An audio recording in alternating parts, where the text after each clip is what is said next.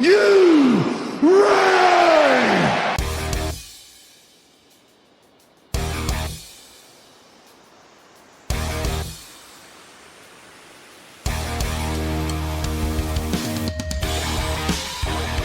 This is the D-Generation cliX podcast with your hosts, Who is Ravage? Ryan Reckman, The name's Ravage. Gonna be. When you take the dynamite tactics of Miles Kane, Hand me that bottle cap. Hand me that paperclip. Grab that twine. Gun wrapper. Asgard to mouth. Tell me when I'm telling lies. and Pete.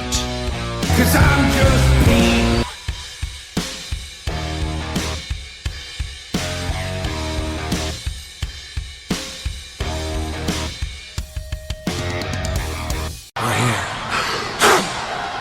Welcome back to the D-Generation cliX podcast. I'm your host, Ryan, and with me, as always, are my co-hosts, Miles and Pete.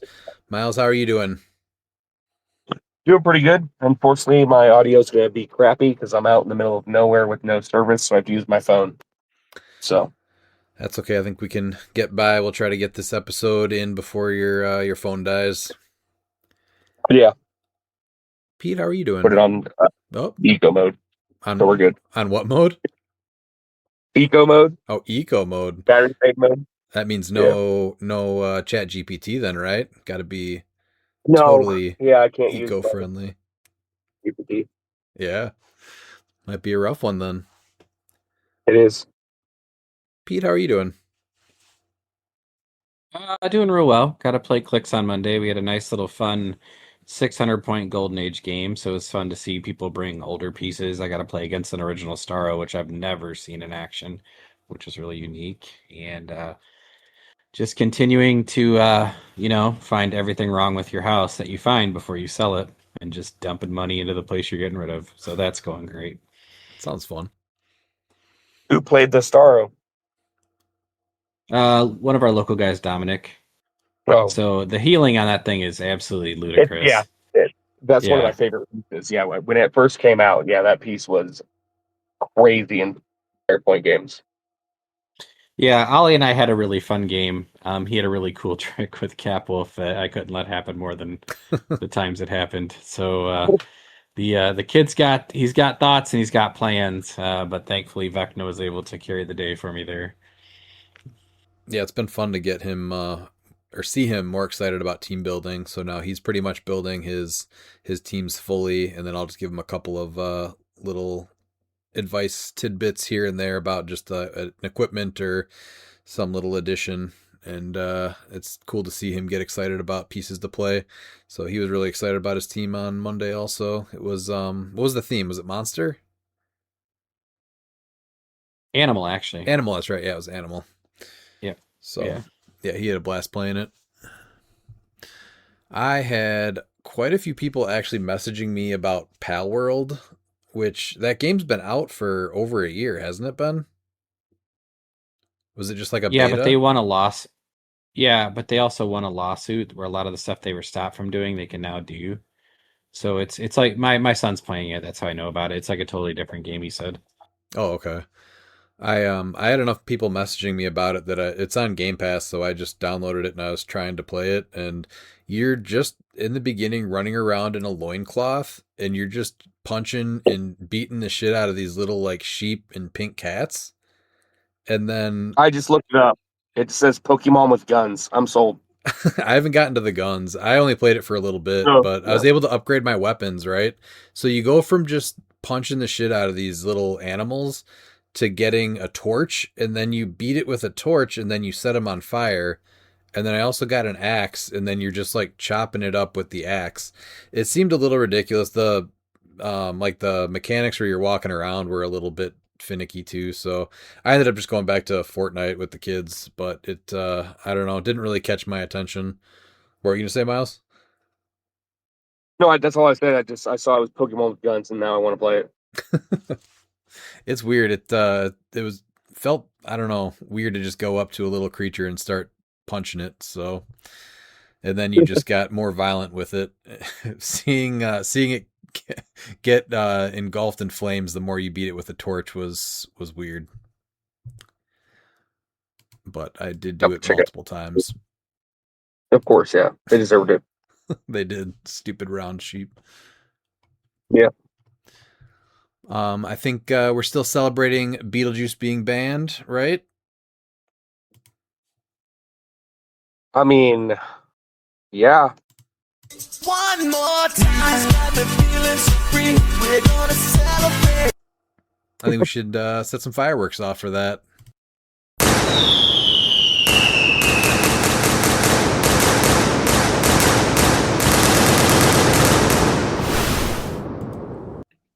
Oh, yeah. I actually started building a little bit. We're gonna celebrate. Oh, yeah. Drop the fireworks again.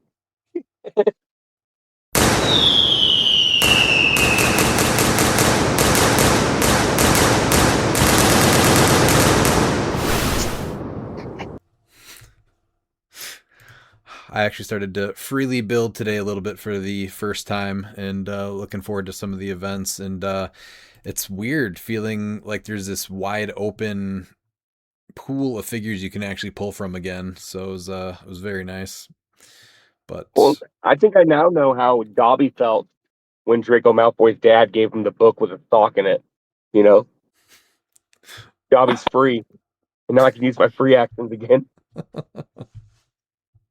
You know, it's funny because I was also building and I kept looking at figures and I'm like, well, you can't play it. And I'm like, oh, you can play that now. it feels good, doesn't Nice. it? Yeah. Yeah, It that does. Adam chase, So, I'm starting to really like it now. Yeah. yeah, some would say really, really freeing. Huh? Yeah. Yeah. All of us. Yeah. All right, let's get into the one event that did happen last weekend. So J Major ran a tourney. What is this in Ohio? It was a charity one. They did do the pre-errata rules though, so I think we'll still see some things that get played after the errata, but something's definitely changed. There were Well, Bola was actually I think that's gonna be a big one. Bolas and Beetlejuice are the big thing, right? Yeah, Spot. Oh, and Yeah. Spot too. Yeah. So I think that it'll mix it up a little bit, but even so, I think it's just still worth going over. So they Absolutely. did 4 rounds of Swiss, cut the top 8. So let's go to top 8 here. In 8th place was Mark Adler, who played a Wonder Woman crew team. So this was the fight for Gotham City. Chase Wonder Woman with Pegasus, Zala Jarrell with the Longsword, Eternity with the Avatar of Bast, Ventriloquist with Scarface. Oh, that's his little... we know about Scarface. That little dumpster Oh, diver. we do. Yeah. A Parademon with the Ring of TK. This is the one from the Apocalypse set. A Tri-Sentinel and a Phoenix Pog. Side line was Mind Gem, Bracelet Deflection, Fortify, Abscissa, Bast, and Gleek. And then he played Ancient Labyrinth, the Batcave, the Tangle, and then terrain markers were Archery Target, Heart-Shaped Herb, and Symbiote Surface. So I think that this Chase Wonder Woman is obviously good, really good with Pegasus. Do you guys like her or the Vault Booster one more? Which one do you think's going I to see like the more Vault play? Booster one. I think the Vault Booster one will probably see a little bit less play because, I mean, what that's going for $300 currently. That's a good point. So, but it comes in the same pack as the Pegasus, and the Pegasus is what really enables this Wonder Woman to see play. That's true. So odds are, if you have it, you have both, right? yeah, I think this team actually benefits mostly from Scarface and Eternity combo. And they're just more worried about that as Wonder Woman flies around. Yeah, because Eternity's a 13 for 6 or for 5. Yeah. 6. That Parademon, yeah, he's 13 for 6.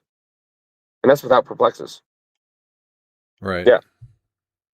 I really like the team. I think I still like the Amazon sword. Not the Amazon sword. What am I thinking of? The God Killer on Zala. Yeah, that's a If you're gonna surprising do part that, to but- me.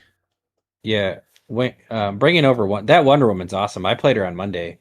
I didn't play her with the Pegasus. I played her with Animal Man, and dude, she is a problem when she gets near your enemies. Like you can't leave her alone, and she is just doing work. Even when she drops the low dial right before her stop click and she goes that stop click, she gets insane.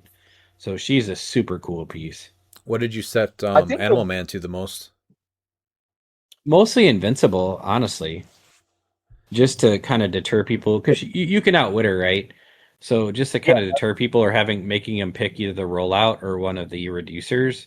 And you have the option of hypersonic also, which I like a lot with her, but it's I think Pegasus is still the better play. I just wanted to try it out and see how it went. But Eternity with the dummies, amazing. Nobody else is hanging out near the dumpster on this team with the dummy besides Eternity. And then, yeah, Zaladriel with the +1 longsword over the Amazon sword was a little surprising too, with all the potential rollouts there are. Yeah, the God Killer. Yeah. What did I say? Yep. Oh, Amazon sword. Yeah, Yeah, because there actually is an yeah, Amazon same sword thing I now. did. Yeah, everything else is like just really good for the points. Yeah, pretty standard stuff. Bast on Eternity and all that. Anything to add, Miles? No, yeah. The one thing is definitely seeing the long sword over the God Killer was the one like hiccup, I think. Yeah, because the whole gimmick is she has to hit. So you want to Yeah. take away. I'd rather take super senses away than the +1 attack. Yeah. All right, who came in 7th? And in seventh place, we have Ryan Knotson with Monster Mob, went 3-2. Beetlejuiceberg with Avatar of Animal Man, and Double Ekenrack, one with Venom's Axe, one with Longsword. And then you had Helicopter Extraction, Ravencroft Institute, Fortify, and Fellowship, as well as Mimic and Animal Man, of course, with the head, upper body, and heart shaped herb terrain. And Holidays at the Phoenix Nest, Expansion, and Island Prison. Oh, Well, Ryan. Ryan Knotson's also said one more time, but no more. Thanks for coming. See you later, Juice. Who came in 2nd? Or 6th, sorry. Mr. Gabriel Escoval with the Hadari Yao Horde. She's back. She never left. She's amazing. 3-2, 645 points. He's got the Yao. He's got the Universal Weapon Eternity with the dummy. You love to see it. Alfred Pennyworth with the Utility Belt. Bloodstone and Ventriloquist also. Zelma Staten with Venom's Axe. 2 Tri-Sentinels and a Phoenix. And then sideline was Bracelet of Deflection, Fortify, Spectral Armor, Bolas for free. Ridiculous. Abscissa, Beetlejuiceberg, and Black Flash. So he went the Ryan Redmond route. He said, "You're not going to get to do anything because I'm going to post wave your whole team." You can do and things, it you again next just round. can't move. Yeah. You can do anything else you want to, you just can't move. Or place. That sounds terrible. Honestly. So he's dropping Ziev elevated. Yeah, he's dropping Zelma Staten off a elevated terrain to give Venom's Axe to Eternity. Yeah. And then go from there. So I think we're going to see a ton of Eternity Ventriloquist in the tropical regionals. Oh, it's a great 85 points. What's that? Yeah. It's an insane 85 points. Yeah, I mean, we talked about that at the Set review. Yeah, that this was like the go-to obvious play with ventriloquists. So I'd expect that combo to continue to pick up steam leading into Worlds. I think it's actually, I think I can go ahead and let it be known now. Me and Kenny Minks are actually dressing up as ventriloquist and Scarface. I'm going to be ventriloquist, and Kenny will be Scarface. So Well, if that's what you're doing, then I'm going to dress up like a dumpster and just stand next to Kenny the whole time. Ooh, I like that too. Otherwise, I was going to say I need to get Yeah. a picture of Kenny next to a dumpster. Yeah. I'll have to get my dumpster fire costume together. it's going to be, my arm's going to be sore because I'm going to be carrying him around all day. Everything else kind of makes sense, right? I think we're going to see a ton of Hidario Universal Weapon pick up here. Oh, yeah. And I've seen the Venomax on Eternity or another Colossal a couple times now. Yeah, I still love Universal Weapon on but I also really like Animal Man on her too. Yeah. Like, I know the Pulse Wave is amazing, don't get me wrong, but she's still just so good doing what she does normally and giving her either hypersonic or a reducer just makes her that harder to deal with. And on certain maps with the water, with the dolphin effect from Animal Man, she's surprisingly harder to get to. And destroyer armor still isn't bad on her either. No, it's still great. She's a great piece. I'm glad to see her kind of come back. And I know we're going to the longer rotation with modern, and hopefully she stays around. But even if she doesn't, it's nice to see her go out with a little bit of a swan song here. Is there anything else you would put on ventriloquist besides the bloodstone, or do you think that bloodstone has to be on the teams? I don't think Bloodstone really needed to be on the teams now with the Black Flash change. I know they're still a null, but Do you think he had it just because Black Flash was still legal, the old rules with this event then? well, yeah, I mean, yeah, because they're gonna be Eternity's gonna be just doing that unavoidable. Because he doesn't have So it anyone changes else this with 5 it. to 6. What would you change if you're not doing that anymore? Well, I'm trying to think of like what you would put on Ventriloquist over Bloodstone, and I don't probably you know what honestly Bloodstone might be the best play because it gives them regeneration.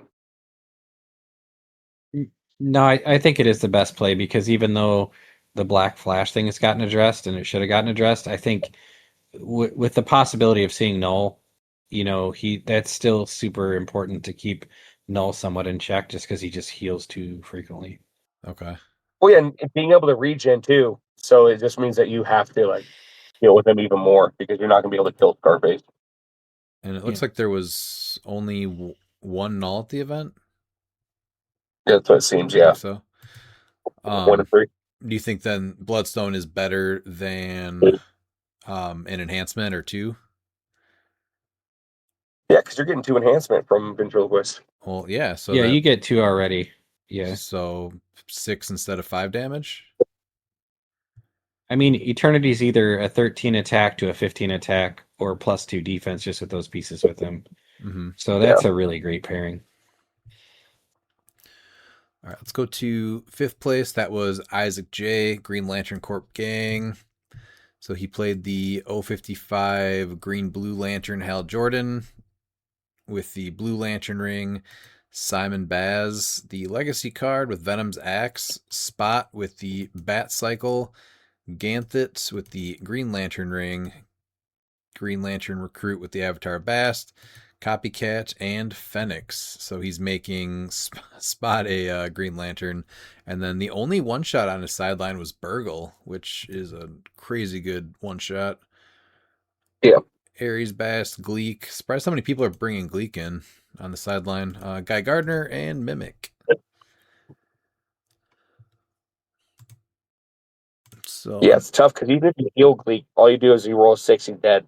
It's not just one unavoidable; it's just he's dead. right, yeah, and he's given up 30 points right away. So Yeah. 1 in 6 chance to just die. I guess it's for sure not going to happen the first time, but he's also. But I mean, at 19 defense, I mean that's a flurry with super strength and perplex. I mean, yeah, it's good, but I think we're going to start seeing a ton of pulse wave here, and all you need yeah, to do is just get him within the pulse wave, and you just get 30 points. So I yeah, don't think he's going to be a great ad in the future. He's just too easy to just take down. yeah. But I cool. really like Simon Baz. Yeah, I really cool love to Green see this Lantern piece. team. Yeah. Sadly, we just saw. I think he is deciding to leave the game, which sucks because I think his teams have always been really neat and a little bit off the cuff. So Yeah, I'd be interested in knowing that choice. I mean, I guess if you really, really like Spot, but Spot introduced his own problems, and so it's unfortunate to lose a player, especially one that's done as well as he's done, as quickly, and has just a kind of a unique team building style. exactly, yeah, he's been making top cut pretty frequently at the events that I've seen him play at this year, and he's not doing it with the standard pieces. So yeah, unfortunate. Let's go to top 4 now. Who's in 4th place? 4th place we have Brian Bookwood. Oh no, Peter Marshfield, his other account, with Egan Rack Troop going 4-2 and 520. Played Prime Rogue with Pegasus, Eganrak with the long sword, Pegasus Cap with Destroyer, Clintar, and the Rat, as well as Oster on the sideline with Fellowship, Fortify, Lockpick Tools, Abscissa, and Ares. He brought the archery target too, which is really helpful. So I think Peter finally stayed focused with a little bit more of like a streamlined goal instead of trying to add too many potential things to one team. Yeah. I just want to know how many Warhammer pieces he had on his sideline to watch him play. They're in his pocket. But cool team, Peter. Yeah. Pocket Warhammer.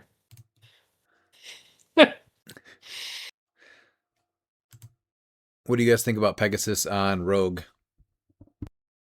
Yeah, I mean, you're getting 3 attacks with her. Well, she's got When she's up hypersonic at close. the top, though. Yeah, It's on the that's what they follow say, up. but yeah, the follow up is there. I think it's also too for like because I mean, you can outwit someone to get charge, so you can get charge flurry top dial. No, it's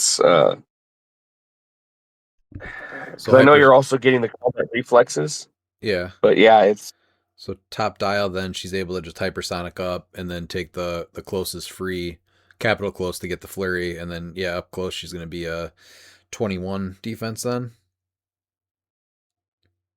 I almost think the glider is better in this offer because I mean the chance of you ever really getting flurry because you can just outwit flurry and then get flurry. I think that it's probably better to do the glider for precision strike and combat reflexes. I As found crazy as that sounds. So when I did play her that one event or two, I don't remember. I found her a little bit of a challenge to actually be adjacent to the people that you wanted to outwit. Oh, because were you doing like giant reach?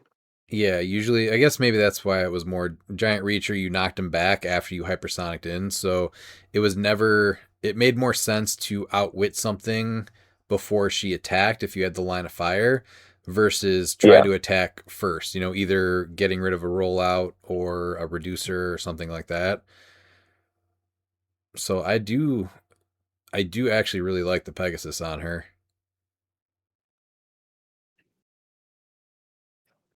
Yeah, I just like the precision strike. But yeah, I think either way, because you get that the combat reflexes. But now It's you just how often can, you're being and now you can, flurry but at now you the- can outwit what you need to. So the precision strike is great, Yeah. but you can either outwit a special defense power or senses or the reducer, and now you don't even really need to care about precision strike. Yeah. And then just keep going. And You're you don't still have to worry getting about +2 speed with precision strike. Not that you need it with her a ton, but Peter may have on this team because I don't see any TK, right? Is Clintar giving you that? No, just No. a rat to run around. Yeah, there is no TK. Yeah, that's the biggest. There's no alpha. So weakness. she's 13 squares then with that +2 speed. I'd be interested in knowing what he selected. I'm guessing just having the options. It's hard to make Rogue worse. Bad. So this is certainly not doing it, right? Yeah. Yeah, it's just what do you even focus on? You have Eganrak is not easy to take down. You have Rogue in your face making a ton of attacks, and then you still have Pegasus Captain America, who is surprisingly, I guess I don't know if he's less of a threat than Eganrak. He's easier to take down, but he is scarier. Yeah. And then you get the prob. You just choose Eganrak always as the symbiote for Clintar to use. Mm-hmm. And then he doesn't have anything that really changes, right? That got hit with the bans? I don't think so. No. No. So I think maybe what do you think the rat had any purpose at all? No. I almost wonder if, trying to get like Phoenix on there for the TK. So you want to take off Rat and then take off potentially one of the Could the probably one-shots. take off lockpick tools since Rogue is just going to bust through stuff. And Eganrak's got super strength. Captain America flies. Yeah, that so that and the rat gets you Fenix, Fenix. so then you have deployment. Yeah. Yeah. I think that's the big change to make it even stronger. But yeah, this is a cool team. It looks like he stayed focused and just got aggressive. So good job, Peter. What about third place, Miles? Or It's Yeah, Pete. I think it's me. Yeah, Randy Carter, X-Men Force, 4-2, 690 points. Man, it feels good to say that again. Just kidding. I love Strength of Schedule. Prime Cable, Universal Weapon. You know him, you love him. Iceman, that's the new LE one with the avatar of Animal Man. Professor X with the Sinestro core ring, so he did not put a bike on it, Miles. Feel like a missed opportunity there. Mr. Sinister, Copycat, Phoenix Mobile, and Skeets. Yeah. Practice teamwork, Bola, Burgle, Fortify, Hidden Trap, and Animal Man on the sideline. And what did you have for terrain markers? The orb, the archery target, the upper body. I think that we really need to look at this team really closely and just understand that, Cable is Yeaton and he has Skeets. This team is legitimately Yeet and Skeet. Yep, Yeet Skeets, and then right afterwards, you went a little skirt with Professor X. Could have been better, though. You could have dropped the Sinestro core ring and put a bike on him. If you put a bike on it, one-shots. Professor X can be skirting everywhere with his motorcycle. Mm-hmm. I think the biggest thing is not having the whatchamacallit, the utility belt. Right? Yeah. Yep. With old rules, you're only using Bola he once. was just yeah, but he was satisfied to let his other people play after he pulse waved them twice for 4. Well, that's fine. He's like, is anything left? That can move. All right, you're good. Yeah. And in capping and everything. Yeah, it settle down over there. I'm just saying. What do you guys think about Skeets as a prop piece? Prop is actually relatively hard to get. It is, and I think that people will actually be surprised like how often it's going to have a 1 or a 6 in it. Well, not me. Ones are pretty common, so Skeets Yeah, gets a lot of luck on my teams. Yeah. And he's nice because he's tiny. You can carry him around. He's pretty mobile. 5+2 on the side step, +4 range. So he does still have precision strike. So when Skeet decides to get involved, he's yeeting and skeeting on you too. He's got team player also. Mm-hmm. Seems like a reasonably sized. Can he carry around the dummy? They're both tiny, right? Yeah. Yes, he flies. Yes. Oh man, Skeets is just that's a match made in heaven. It's happening. All right, and then I guess the event was going kind of long, so we had a couple of sleepy little guys at the end, and they decided to roll off. So Az ended up taking second. So I don't know if he just, maybe he likes silver so much that he also wants his medals to be silver. So he played Hidari Yao team with the Universal Weapon, Nico Minoru with the Bloodstone, Reverse Flash with Avatar of Animal Man, Black Panther, Chair Panther with the Ring of TK, Alfred Pennyworth with the Utility Belt, and a Tri-Sentinel. Sideline was Fortify, Spectral Armor, Bola, Bolts of Balsac, Images of Icon, Shield of the Seraphim, Absissa, Animal Man, Beetlejuiceberg, and Black Flash, and then Orb of Agamotto, Archery Target, and the head were the terrain markers.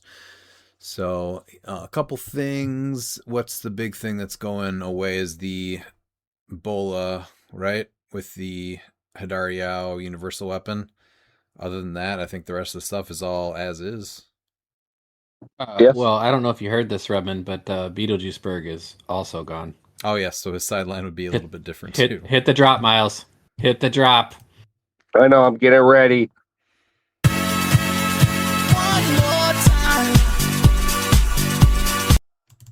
One more time, I'm feeling so free. We're gonna celebrate. One more time, we're gonna celebrate. Oh yeah. Man, it never gets old. Never. Man, yeah, it's been a really good week after that announcement last week. Mm-hmm. But congrats to Az for rolling the dice at the end and coming up short into second place. Who came in first? Well, first place we have, he rolled higher, was RJ. with the main man himself, Nort's stepson, Prime Cable with the universal weapon. Zod Jarrell with the longsword. Crazy they're going with the longsword. Yeah. Eternity, Black Panther, Sheriff Panther, Alfred Pennyworth, the utility belt, the Parademon, the enhancement from the Apocalypse set with the Ring of TK, Copycat, Trisentinel, and Phoenix, and the sideline was Bracelet Defection, Burgle, Fellowship Fortify, Shark Repellent, Abscissa, and Beetlejuice Bird. They also had the Orb of Agamotto. And he did go undefeated all day too. So Pulse Yeah. Wave is back in a big way. Top 8 was 2 Hidaris and 2 Cables. Is that right? Yep. So half of them, their main attackers were running shot Pulse Wave. So range Well, might be Rebin, coming back. What? what would you say that maybe it's Ski, goddamn. No. Would not say that. It Miles? is. Would you say that? Yeah, absolutely. And Little Mhm. John at the end, making a nod to Skeet's been modern again. Mm-hmm. Skeet, goddamn. All planned out, I guess. Yep. Yeah, the +1 longsword is interesting. I would never do that. Because I'm just waiting for that big old crit miss to start that alpha strike. Yeah, and then she doesn't usually make it past turn 2, right? Mm-mm. Usually not, no. Is there a Wonder Woman that gives Amazon super senses? I remember playing somebody and they hit a super sense on Zala once. Yeah, she's another one that like doesn't ever hit super senses for me. Like so often that I forget that you get it on the 6. I'm like, well, she's dead. Oh, You maybe get that super is what it senses, is. and Yeah, I'm never like, mind. She oh just yeah, has it. There's yeah, not. Is there a Wonder Woman though that yeah. gives super senses to Amazons though, or something, or no? Or maybe it Don't. was just a 6 and I forgot she had that, and so she ended up actually living to turn an extra turn. Yeah, you were so confused by it. You're like, wait a minute, she's still there. I thought she died. Exactly. All right. Well, congrats to Did he not? RJ. Did he not play bolas? Did he not? Yeah, Doesn't a look like sporting it. man. Shark I like it. repellent over bolas. Because he wanted his opponent to play the game and still win. So, you know. Well, he went 7-0 without bolas. I guess that means bolas are fine then, right? You don't need him to win, so No. Yeah, that's something. all right. Congrats to RJ for taking the 20-person event in Ohio. Then we got our world's information also. So I think we can go down the whole schedule of events. First, we have the marquee events of the 2026 HeroClix World Championship. So this is the Saturday event that will continue on to Sunday. It says top 16, but sometimes timing doesn't always go as planned. So you'll start on Saturday. Format 300 modern age. Swiss rounds based on attendance. Cut to top 16 for playoff bracket on Sunday. Are the fees lower this year? Because the entry fee for this is only $25. All the entry fees seemed really good. Just I for feel like yes. yeah, it seems really low. I don't remember what last year was because I didn't play in modern. 35? But I want to say it was higher. Yeah. So $25, you participation, you're getting the Eye of Agamotto and the Captain America shield, which I don't think we've seen the Eye of Agamotto yet, but it should be a new, I'm guessing, piece of equipment because the terrain marker is the Orb of Agamotto, right? So this should be maybe that thing that's on Doctor Strange's chest, I would assume, equipment. Yeah, his necklace where he hid the soul gem. Yeah, so that we have not seen yet. So that and the Captain America shield, both just for participating. So Pete, you can go 0-4, get 2 equipments, and then go play BRs.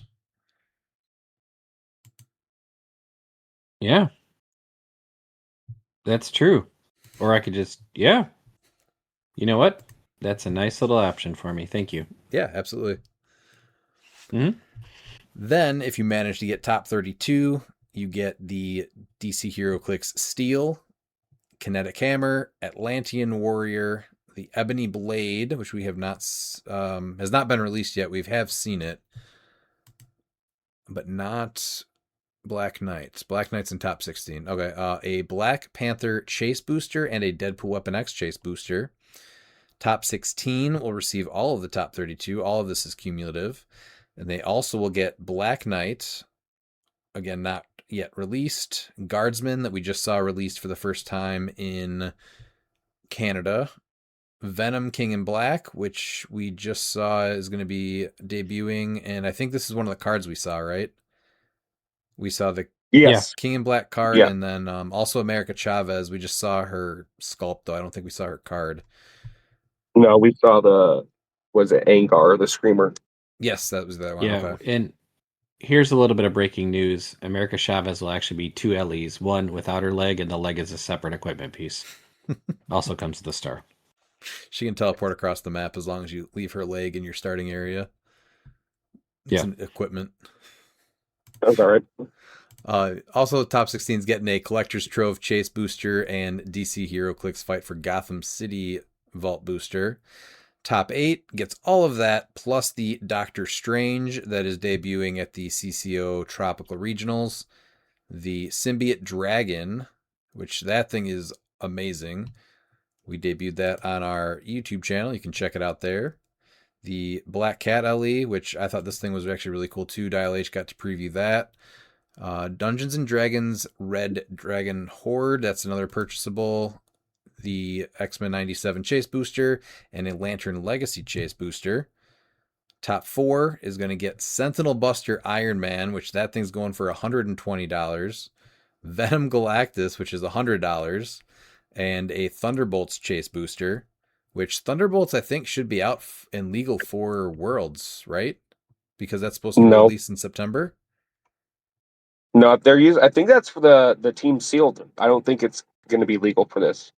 Wasn't Lantern Legacy legal for Worlds and the set last year? Yeah, I guess. It Yeah, I was. guess it depends on when it's released. If it actually releases, yeah.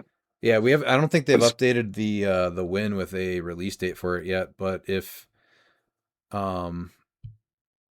Worlds is, when did we say? October 7th. So if it releases in September, yeah, it should be legal for Worlds, if nothing delays it. Yeah. So you're getting a chase booster of a brand new set for top 4, and then top 2 is going to add a Thunderbolts factory set, which again, hopefully that's there if the set is released. You can walk away with that. And then the winner is also going to get a Dungeons and Dragons HeroClix factory set shipped to the winner once released, the World Champion trophy, and a design figure. So I think this is the best Worlds prizing I've ever seen in Worlds that we've been to, at least. What do you guys think about the prizing? It's way better than last year. Top 32, Austin got 32, and he's like, I wish I would have dropped out because all he got was a 4-bush man and a Joker fish for getting top 32. He's like, I should have dropped and did side events for better prizing. Right. I mean, like when you look at all this stuff compared to other Worlds, it's always, man, there was that one Worlds like 2 or 3, and we were getting stuff from like 2017 or something like that. Do you remember that? Yeah, what's it? Yeah, there's like 2017 LEs, and then there's also Empire right after it rotated too. Yeah, there were some rough ones, but all of this stuff is either not released yet or it has come out in the last year, with the exception of chase boosters, which who doesn't want to get some of these chase boosters even for silver? There's still some gold in Black Panther with some of those chases. Yeah, these prices, the pricing in this is insane. I mean, just when you're going to have the day I'm going to have, where you're going to sign up for your $25 and just to get the Eye of Agamotto and Captain America shield, you're pretty happy going on for. So, yeah. So, yeah, that's a great start to that. What is next? All right, and so next we have the 2026 HeroClix Team World Championship, which is going to be on Friday, the 9th. So it's going to be a Thunderbolt. And then Swiss rounds are based on attendance, with top cut and elimination rounds based on attendance. It's 180 per 3-player team. So 180 a brick ain't bad at all. And all prizes for this event are awarded in triplicate, which is one for each member of your team. Prizes may be awarded deeper into the standings than the top cut for playoff. And then for participation, you get a Atlantean Warrior and a Black Lantern ring. Top 16, you get the Kyle Rayner Green Lantern with the trophy construct, Legion Flight rings, Captain America shield, the Killer Moth, both variants, the A and the B, Batman, which I think the new Batman that came out, Black Knight, Ebony Blade, and Spider-Verse Chase Booster. Then top 8, you get all that, plus the Doctor Strange that showed up is going to be at CCO, Eye of Agamotto, Guardsman, Steel, Kinetic Hammer, X-Men 97 Chase Booster, and a Black Panther Chase Booster. Top 4 is going to get all that, plus the Venom King in Black, Black Cat, Symbiote Dragon, America Chavez, Iceman Snow Globe, Joker Dragon, and a Thunderbolts Chase Booster. And then the runner-ups, which are going to be second place, is going to get all those, plus Thunderbolts Chase Booster, Venom Galactus, Sentinel Buster, Iron Man, Lantern Legacy Chase Booster, and a HeroClix Factory set, whichever the winning team does not choose. And then the winning team will get a factory set between Thunderbolts, Venom, or Fight for Gotham. And then the winner and runner-up teams will draft from this pool set. And then you get the 2026 HeroClix Team World Champion Trophy. Yeah, also that Wow. is great. What's the oldest that's thing amazing. here? The Killer Moth pieces? That still only came out last year, right? Maybe even one of them was the beginning of this year. I mean, to get access to a Thunderbolts factory set and Thunderbolts Chase boosters that weekend, and even if you end up going runner-up, like being able to get, like, obviously Fight for Gotham's super valuable because of the Vault boosters, or Venom, and we should have the drop ready. This is awesome, man. Yeah. So that's, I'll be surprised if anyone picked the Venom set. I'll be honest. If they picked the Venom set? Yeah, I'll be surprised if they do. It's also the oldest, right? I could see the other two going. I mean, everybody wants the new stuff, and when people haven't really probably gotten it yet, that's probably the go-to one. But Fight for Gotham City, I don't know if that includes the Vault boosters. If it includes the Vault boosters, it does? It does. Yes. That's why I said I don't know if they get picked. Yeah, you obviously picked that then. That's like, I don't know, $2,000 of value right there, at least more. Mm-hmm. Yeah, the Wonder Woman's now going for $300. That's insane. Yep. Mm-hmm. All right, Pete, what about Silver Age, the Intercontinental Championship? Well, the Silver Age Intercontinental Championship is taking place from 9 a.m. to 7 p.m. on Thursday, October 8th, at Graceland. Okay. So, what are you getting for the Silver Age? I'm going to tell you. It's a 400-point Silver Age, so they've decided right now it's going to still stay Silver Age 400 points, but there's no comment on the floor at this point, correct? So, Swiss rounds based on attendance, top cut elimination based on attendance, entry fees only $25, and prizes may also be awarded deeper into standings than the top cut for playoff. And participation, also known as the Pete prizing, is Guardsman and a trophy construct. Well, I'm already happy with that, because I get a Guardsman. Top 32, HeroClix, Eye of Agamotto, Black Lantern ring, Legion Flight ring, Captain America shield, made by Cauldron S, handmade, he confirmed it, Spider-Verse Chase booster.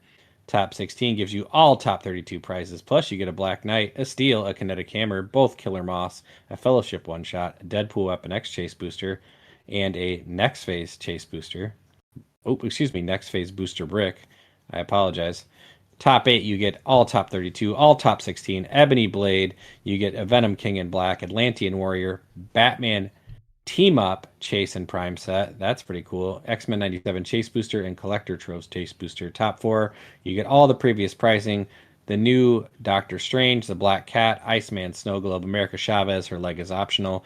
Avengers Forever Chase and Prime set and Thunderbolts Chase Booster. Top 2, Didn't quite win the day, but you did really well. You get an additional Venom Factory set in Venom Galactus and a Sentinel Buster Iron Man. And the winner takes all of that plus a Thunderbolts Factory set and a big, old, cool, amazing, put it on your mantle at your house, Silver Age Champion trophy, signifying that you are, in fact, the HeroClix Silver Age Intercontinental Champion for 2026. Yeah, again, awesome prizing, and I might be the most excited for this participation prize with the guardsman being there. I'd have to I agree need there. to see what the Eye of Agamotto does. I guess so. If Yeah. it's like the Orb of Agamotto, it's I mean, like yeah, you just compared to the you orb, just win the game. Yeah. yeah. What do you think about renaming it participation though? Is that not good? No, like I'm it. fine with it. Honestly, Yeah. I'll own up to it. Yeah, this is how I judge my financial contribution to the weekend, because I'm like, all right, what am I going to guarantee to walk out of here with before I have to go and buy things? Excellent. Participation. All right, Miles, as The reigning, defending, undisputed champion. for Pulp, why don't you tell us about the Pulp event? Yes, well now this pulp event is going to be on Friday or Thursday and Friday, right? Yes, so silver is going to be the Swiss, and then the top 16 will be during the cut of Team Sealed on Friday, I believe. So yeah, get 5 rounds of Swiss, cut to top 16 for bracket play on Friday. Now we're gonna have it's only $20 to enter. Participation is the Guardsmen and the Legion flight rings. Top 16, you get the Steel, the Kinetic Hammer, the Atlantean Warrior, Calder's America's Shield, Black Panther Chase Booster. Top 16, top 8, you get Black Knight, Ebony Blade, Black Cat, Batman, Atuma, and a Collector's Trove Case Booster. Top 4, you get all of those plus the Doctor Strange, Eye of Agamotto, America Chavez, Joker Dragon, Iceman Snow Globe, and a Thunderbolt Chase Booster.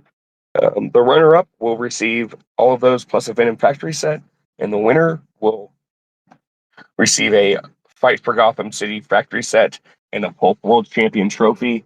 And I'll be bringing the Pulp World title championship belt. So let's see if anyone can take it.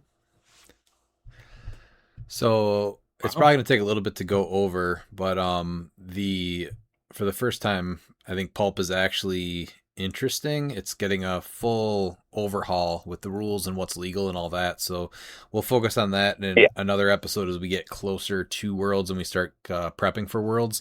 But for the first time, I think Pulp actually is going to be super interesting. So I'm excited for that.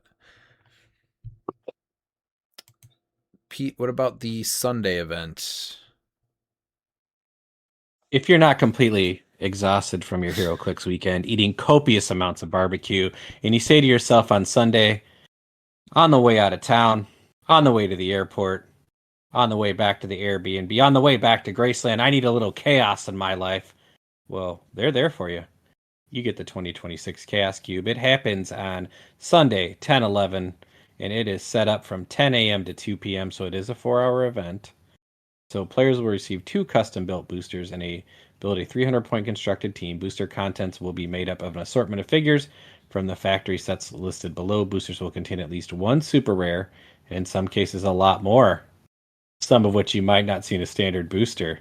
Whoa.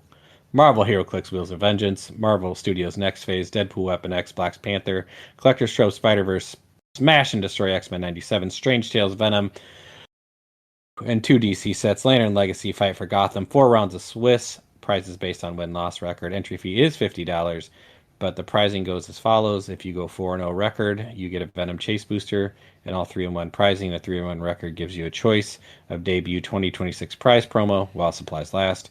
Marvel HeroClix Doctor Strange, Marvel HeroClix Eye of Agamotto, Marvel HeroClix Black Cat, Black Knight, Ebony Blade, and the Guardsman.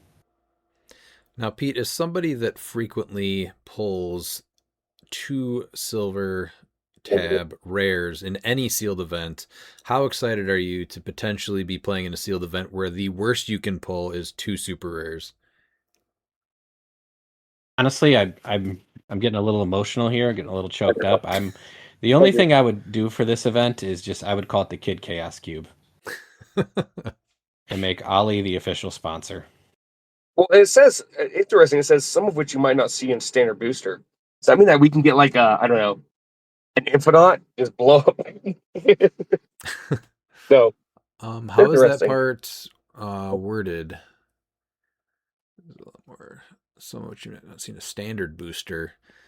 So yeah, all those other things are set. So yeah, I think honestly could do for a little bit more information on this set, but I mean the potential for some insane pulls and what you could walk away with.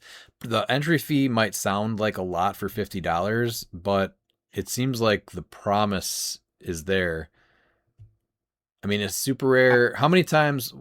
What do you pay to pull 2 rares usually, Pete, at a pre-release or release day? Well, booster price times 2. So was it normally 16 to 18? So Yeah, at least I 30 think it's. bucks, I was gonna right? say I think it's $36 is what we pay, right, for 2 boosters. Yeah, yeah. So So for $14 more, you're guaranteed at least 2 super rares, which I mean, it sounds like it's going to be even better than that. And then you're also going to I'm gonna potentially get walk an away R. with That's one of them for sure. LEs or a chase booster.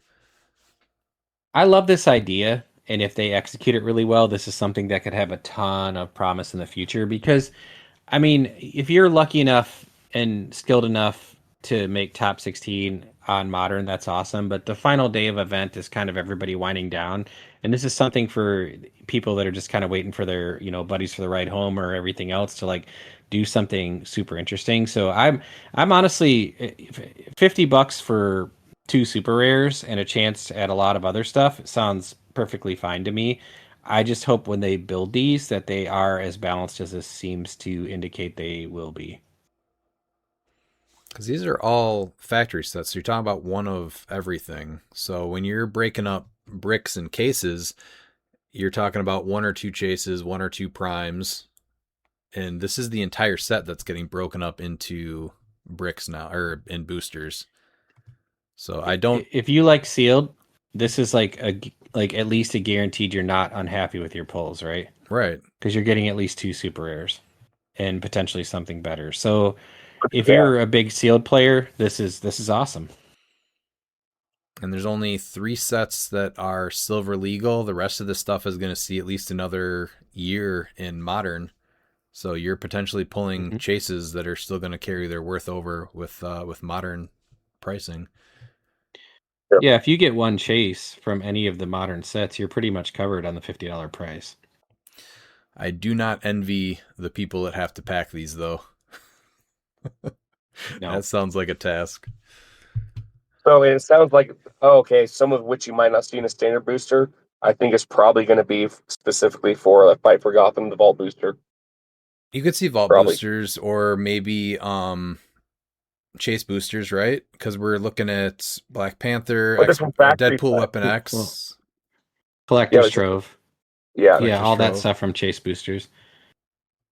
So which I'm not seeing standard boosters. So I guess that could only limit it to vault boosters. Otherwise, you're looking at maybe chase boosters. Do you think that assortment of boosters looking at least one super rare? Yeah, because Collector's Trove did, factory set did come with the equipment pods. So maybe I don't know. Yeah. Yeah, it's I don't know. I think we could do for a little bit more information, but I think that if you spend $50 to do this, you're going to get more than your money's worth no matter what. So maybe some of the allure is honestly the vague details in it. Yeah. But if you got the time, this is a Sunday event, I think, right? Yeah, it's Sunday 10 to 2. And so it doesn't matter. You play 4 rounds and you get prized out. You get to at least play 2 super rares at the very worst. So I like this. This sounds better than Supercharged Sealed to me, even. I would rather play this than Supercharged Sealed. I agree. Oh, yeah. Yeah, I agree completely. I'm already going to sign up for it now if I can. Nope, I can't. Never mind. All right. And then they're changing the Battle Royale Championship. So after Saturday night, the competition for our Battle Royale Championship will end using a best finish limit of 9 total matches. Our top 4 players will participate in a snake draft of the prizes below. For tiebreakers to decide our top 4 finishers, we will look at, in order, total first place finishes, head-to-head Battle Royale results, and total Battle Royales played. So now you do not have to play as many as you can. You can just play them well and not have to worry about not playing in any other event. So you can maybe do a team sealed or a modern or a silver or something like that once you've gotten your 9 in, or split it in the beginning and second half of it. So you got Thursday, Friday, and Saturday. So even if you do 3 battle royales a day, you still have a chance to place in this, which is, I think that's way better than the way it's been done, because when you play, you have to play pretty much an entire weekend, not play any other events, and then it's all comes down to who you're playing against, what you pull in those 2 boosters after grinding for an entire weekend. I fully support this change. Yep. So the following promo figures occur randomly with approximately equal frequency in the respective pools at a rate of 1 per player. So they're actually, I think that they've been doing this for a while, but they're actually spelling it out and being very transparent with it. So pool 1 is going to be the newest stuff, which is Doctor Strange. That's debuting at the CCO Tropicals. The Eye of Agamotto, which we have not seen yet. Black Knight, which is not available yet. Ebony Blade, not available. Guardsman, very limited, only in Canada. And Black Cat, also debuting at Worlds. So those are your top ones that first place will usually be picking. Pool 2 is going to be Steel, the Kinetic Hammer, Atlantean Warrior, Captain America Shield, Black Lantern Ring, Legion Flight Rings, Trophy Construct, and Green Lantern. And then pool 3 is Sky Cycle, Hawkeye, Compound Hulk, Maximum Carnage Deathlock, 4-Bushman, Puck, Potted Baby Groot, Daredevil and Elektra, Zombie Scarlet Witch, Barbecue Deadpool, Superior Spider-Man, Deity Thor, Infinite, Orca, Deadpool at Home, Jarro, Katana, Deceased Hal Jordan, Kanto, Mantis, Abracadabra, King Cull Promo, Arctic Suit Batman, and Spacesuit Batman. So is it usually going to be 2 of the pool 3s then?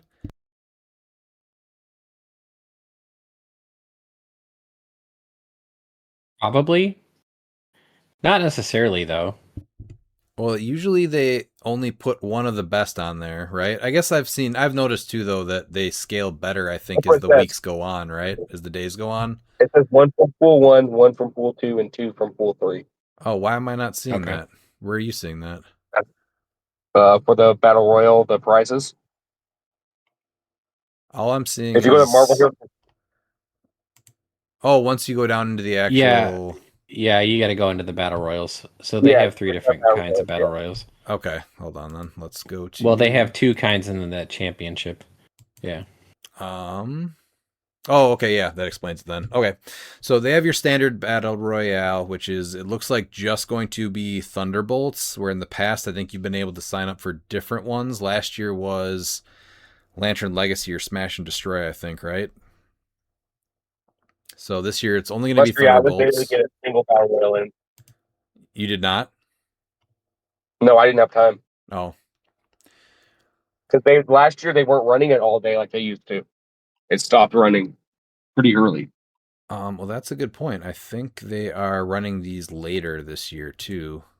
So Battle Royales are going to run from 9 a.m. to 8:30 p.m. So I think they're actually running them earlier and later this year. Yeah, because they stopped at like 5. Yeah, if I remember correctly, last year. That is awesome. Yeah, that's right. So even easier to get your 9 in too. So this opens it up to a lot more people. You don't have to sit there and grind. All right, so just your standard Thunderbolts Battle Royale is going to be $20. Prizes are snake drafted based on finish, with winning players selecting first. Options include all figures open from boosters, 1 promo per player randomly selected from the side event's prize pool that we just mentioned, 1 promo from pool 1, 1 promo from pool 2, and 2 promos from pool 3.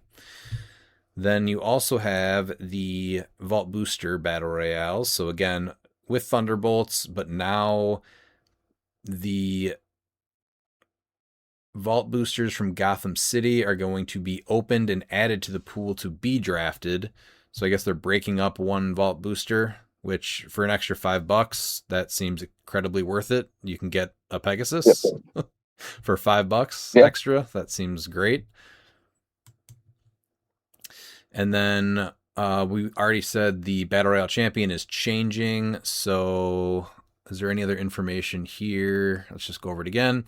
After Saturday night, the competition for our Battle Royale Championship will end using a best finish limit of 9 total matches. Our top 4 players will participate in a snake draft of the prizes below for tiebreakers to decide on our top 4 finishers. We will look at, in order, total first place finishes, head-to-head Battle Royale results, and total Battle Royale played. Individual player performances tracked from one Battle Royale to the next. Finishes in all formats of Battle Royale at WizKids Worlds 2026 contribute to the overall standings for a total of up to 9 matches, beginning on Thursday 10/8 through the final Battle Royale on Saturday 10/10. Battle Royales on Sunday 10/11 will not count towards the Battle Royale champion standings. Using a best finish limit of 9 total matches, our top 4 players will participate in a snake draft of the prizes below for tiebreakers to decide on our top 4 finishers. We will look at, in order, total of first place finishes, head-to-head Battle Royale results, and total Battle Royales played. Tiebreaker rules. If 2 players are tied, first we will look at which one had the higher placement in BRs where they were both participants. That's kind of neat.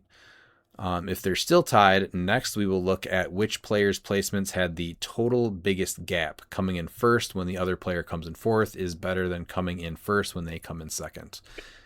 If 3 or more players are tied, each gets a point for each time they are ahead of one of the others. A beats B, and C in one of the BRs, that's 2 points. And the one with the most points is first. Use the process above for the remaining 2. So I definitely also don't envy the person that has to figure that out, but I applaud the change to the system. The point system, points will be awarded to the following finishes. Ties will be first broken by victory points and then roll-offs. First place gets 6 points, second place gets 4 points, third place gets 2 points, and fourth place gets 1 point. In the event of a 3-player table, points will be awarded for first, second, and third places. And then this is the prize pool that will be drafted from at the end. This is a Venom Galactus, a Sentinel Buster Iron Man, Angar the Screamer, Iceman, Snow Globe, Joker Dragon, Red Dragon's Horde, Venom, King in Black, America Chavez, Symbiote Dragon, Doctor Strange, Eye of Agamotto, Black Knight, Ebony Blade, Guardsman, Kinetic Hammer, Steel, Green Lantern, Trophy Construct, Legion Flight Rings, Black Lantern Ring, Arctic Suit Batman, Spacesuit Batman, Abracadabra, Atlantean Warrior, Captain America Shield, Infinite, Orca, Barbecue Deadpool, Superior Spider-Man, Deadpool at Home, 3 Black Panther retail chase boosters, 3 X-Men 97 chase boosters, 3 Collector's Trove chase boosters, and 2 Thunderbolt chase boosters. So that is a ton of stuff to draft through. So that'll be cool to see who makes it and then what they walk away with, because that is a ton of stuff. It's incredible. What do you even choose if you come in first? Sentinel Buster Iron Man or a Thunderbolts chase booster? You have to, yeah. You have to pick that one. That's $120 right there. That's probably what you got to go with, right? You have to, yeah. And then you start going for But Thunderbolts retail. You're not chase even boosters. mad if you end up in. I mean, you're a little upset, but like you're not mad if you end up with the Thunderbolts, or no. you didn't get a Venom Galactus, Yeah. and then there's just other like chase boosters. All And your those chase snake boosters still drafting. have insane value, right? And you're not getting 1, or you're getting at least 2, if not 3. Right. So, yeah, that's incredible. So even fourth place, let's say first place gets a Sentinel Buster Iron Man, second place grabs the Thunderbolts chase booster. Third place grabs the Thunderbolts Chase Booster, and then fourth place is getting, 2 Chase Boosters just to start it all off? Or Venom Galactus Well, and a Chase Angar Booster? So, I mean, obviously, Well, Angar now, the is this Screamer. snake But draft or is it 1, 2, 3, 4, 1, 2, 3, 4? it says Snake Draft. This is a I snake went back draft. and looked at it. That's a snake draft? Yeah, it says our top 4 players will participate in a Snake Draft of the prizes below. I almost feel like prizing wise, fourth place might actually be better. As crazy as that sounds. Maybe, but I mean, then it goes back to first place. They've already gotten the Sentinel Buster Iron Man, and then there's still enough Chase Boosters for them to get 2 Chase Boosters. Or the Red Dragon's Horde, that's $60. Yeah. Or I maybe don't think either way. I mean, it's the stuff is awesome. So first place. I think if you first place, you got to go with the Sentinel Buster Iron Man because you're going to have 1, 2, 3. There's going to be 6 picks before you again. yeah, I think Sentinel Buster is the right way. But then I feel like just the new potential of a Thunderbolts Chase Booster, you pick that, right? That's tough. Yeah, But that's it's tough. I'm actually really excited they made this change. So it'll be cool to see who gets top 4 and where they end up placing. Agreed. Miles, do you want to go over the supercharged seal that they're doing this year? Yeah, so Supercharged Seal. This is a really interesting one because it's you're going to get 3 boosters, but this time it's 2 Thunderbolts and 1 Fight for Gotham City. It's $50, and then win all 3 rounds to earn a Marvel Thunderbolt Chase Booster. But it's going to be interesting getting a mix of Marvel and DC. This is the first time, we've right? had that. I think so, because the last time was Lantern Legacy and Notorious, right? That was last year. I think it's always been Marvel or DC. Yeah, so it'll be a cool little mix. Oh, is that it? Yeah, you win all 3 rounds, you get a Chase Booster, and then other prizes are snake drafted based on finish. Oh, okay, yeah. There's no other information on LEs or anything And like so that. it'll the side include event's promo prize for pool. players randomly selected. Yeah, from the prize pool. All right. See below. In which it's pretty much everything, right? Doctor Strange, Eye of Agamotto, Black Knight, Ebony Blade, Guardsman, Black Cat, Pool 2, Steel, Kinetic Hammer, Atlantean Warrior. It's all the stuff that, yeah. Pool. Oh, it's all the stuff from the BRs and all that stuff. Yeah. Okay. And then Pete, do you want to go over the Vault Booster sealed? you didn't think there was enough this weekend? They've got one more thing for you. The Vault Booster Sealed. Players will receive 3 total boosters, 2 Marvel HeroClix Thunderbolts, and 1 DC HeroClix Fight for Gotham Vault Booster. Oh, baby. And construct a 400-point team, 3 rounds of Swiss. Price is based on win-loss record. It's $60, but you are getting a Vault Booster, so if you get a Wonder Woman Vault Booster, you're already very ahead. Win all 3 rounds in a Marvel HeroClix Thunderbolts Chase Booster, and then you get a draft from the prize pool. Wow. Sounds good to me. That's, yeah, incredible pricing. And You want me to go through promos? In 1 second, there's a couple of community events. So Bookwood, you'll be very happy that HeroClix Learn to Play will be there. So entry fee of $0. HeroClix judges will be available upon request to run Learn to Play sessions for any interested parties. Ask anyone on staff to point you toward the Learn to Play liaison. Can we sponsor a judge just to sit next to Bookwood the whole weekend? And then the fan appreciation event returns. That's going to be 8 p.m. to 9 p.m. on Friday. Usually there's a very cool little giveaway that they do. It says here surprise or 2. So, and they preview stuff. So this is always like I don't know. I don't ever want to miss this event. I think it's a blast. Yeah. Pete, did you want to go over the prize promos? I can. I can also do the sale promos, or I can do neither if you would like. Prize promos, you said? Prize promos. All right, go over them. Let's do them all. You can do them all. Let's hear them. Guardsman, Black Knight, Ebony Blade, Doctor Strange, Eye of Agamotto, and Black Cat. They're prize promos, which means that you can win them. Show up, put down your hard-earned cash, and win plastic pieces you didn't have before. Now, did you not win? Did you have to settle for participation trophies? Well, good news. You can still put more money into your hobby. Yeah. Debut for sale promos. American Chavez. She's only $20. Her leg is optional. Angar the Screamer, also $20. Venom King in Black. The Symbiote Dragon. $40. He looks amazing though. And Sentinel Buster Iron Man breaking the bank at 120. Returning for sale promos. Venom Galactus $100. Joker Dragon. You get to Red Dragon's Horde. Iceman Snow Globe. Atuma. Batman, and you can get all of your Netflix Stranger Things fixes. Vecna, he's awesome. Hellfire exclusive, he's awesome. Jailbreak exclusive, they're awesome. King Phoenix, they're awesome. And Tom and Jerry, also awesome, but I've never played them. Missing out. How was that? That's pretty good. King Phoenix, is that the... Who is that? Is that Phoenix Force Thor?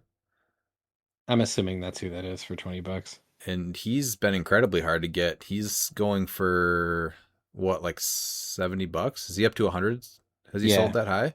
Yeah, he's been selling pretty consistently for 50. He's only been available, I think, at Worlds last year to buy, and that was it, right? And he sold out. Well, there's a few pop up online. But yeah. Okay.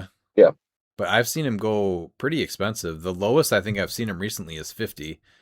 But he's been doing good at events, and he's a very easy just throw on a team and build. So I'm just adding up my costs for this weekend just so I can assure everything that I will only be getting through purchases and Pete Tayson prices. And it's not going to be cheap, but I'll be happy. I'll be happy. We don't need to go through the schedule. We already talked about the days and times for everything. Wednesday, if you do get Evan, why don't you read the code of conduct? Oh, I won't be doing that. I'm glad that they have one, but you can find it on their website.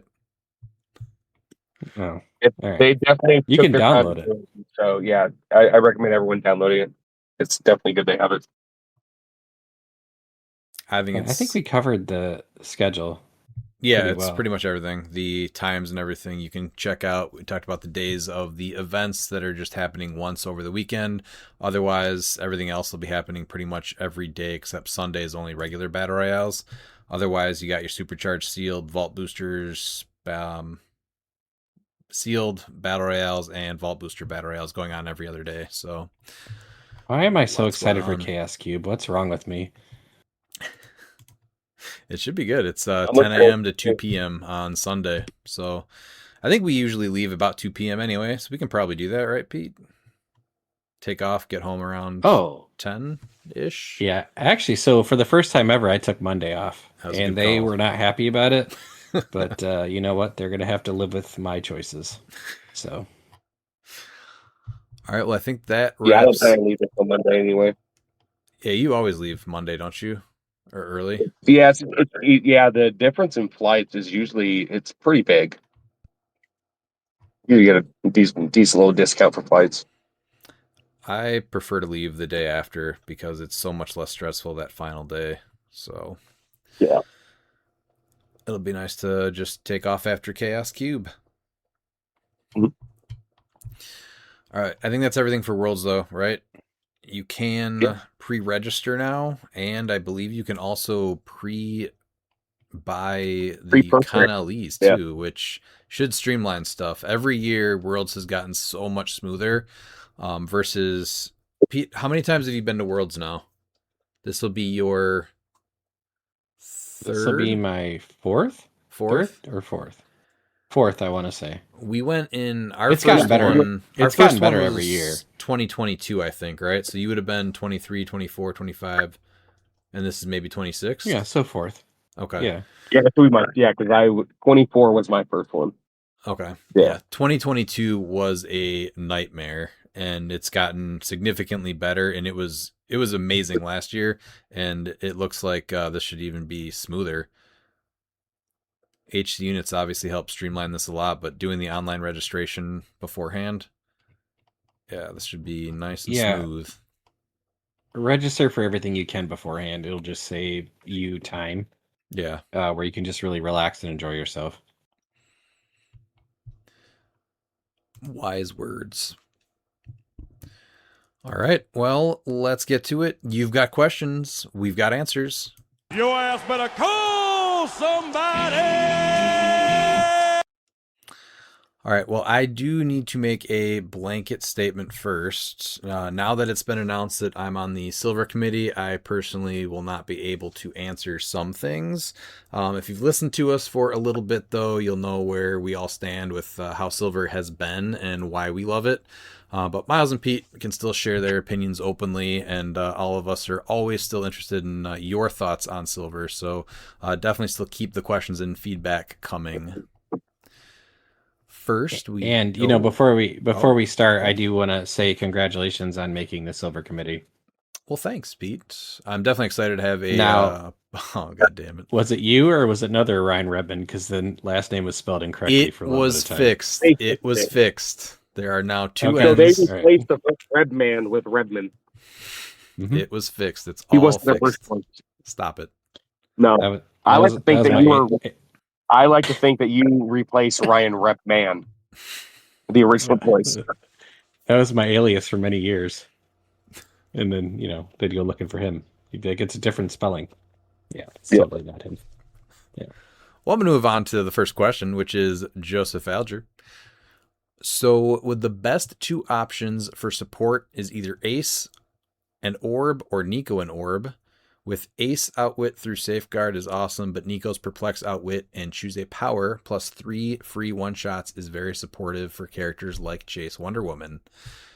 So I think the other thing that's an obvious add is Hogarth, right? So whatever one you're playing, you're adding Hogarth for sure.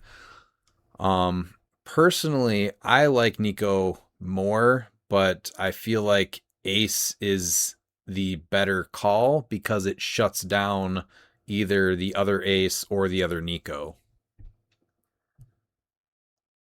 Yeah, that's where I'm at. I think that Ace right now with the Orb, Ace has complete. Her stonks have rose for sure. The double outwit and double perplex with her with Hogarth was good as it is. Now it's like full map. You can do it. It gets kind of nutty. Because I do like the extra one shots, but Nico's that's gonna be more for a mystical team, and it's the Orb doesn't care about mystical anyway. So the Orb cares a lot about mystical, and it just makes you get outwitted. Right? That's what I mean. It doesn't care. Like, oh, you're mystical. I don't care. It prefers you to be mystical. Right. So it cares a lot. Yeah. It doesn't care if you're equipped if you're mystical. No. So that's a reason right there to not play Nico is because the Orb on any team. Yeah. They're just going to target her. Which Nico with that Orb and Hogarth, you're outwitting and knocking back people twice. That sounds insane.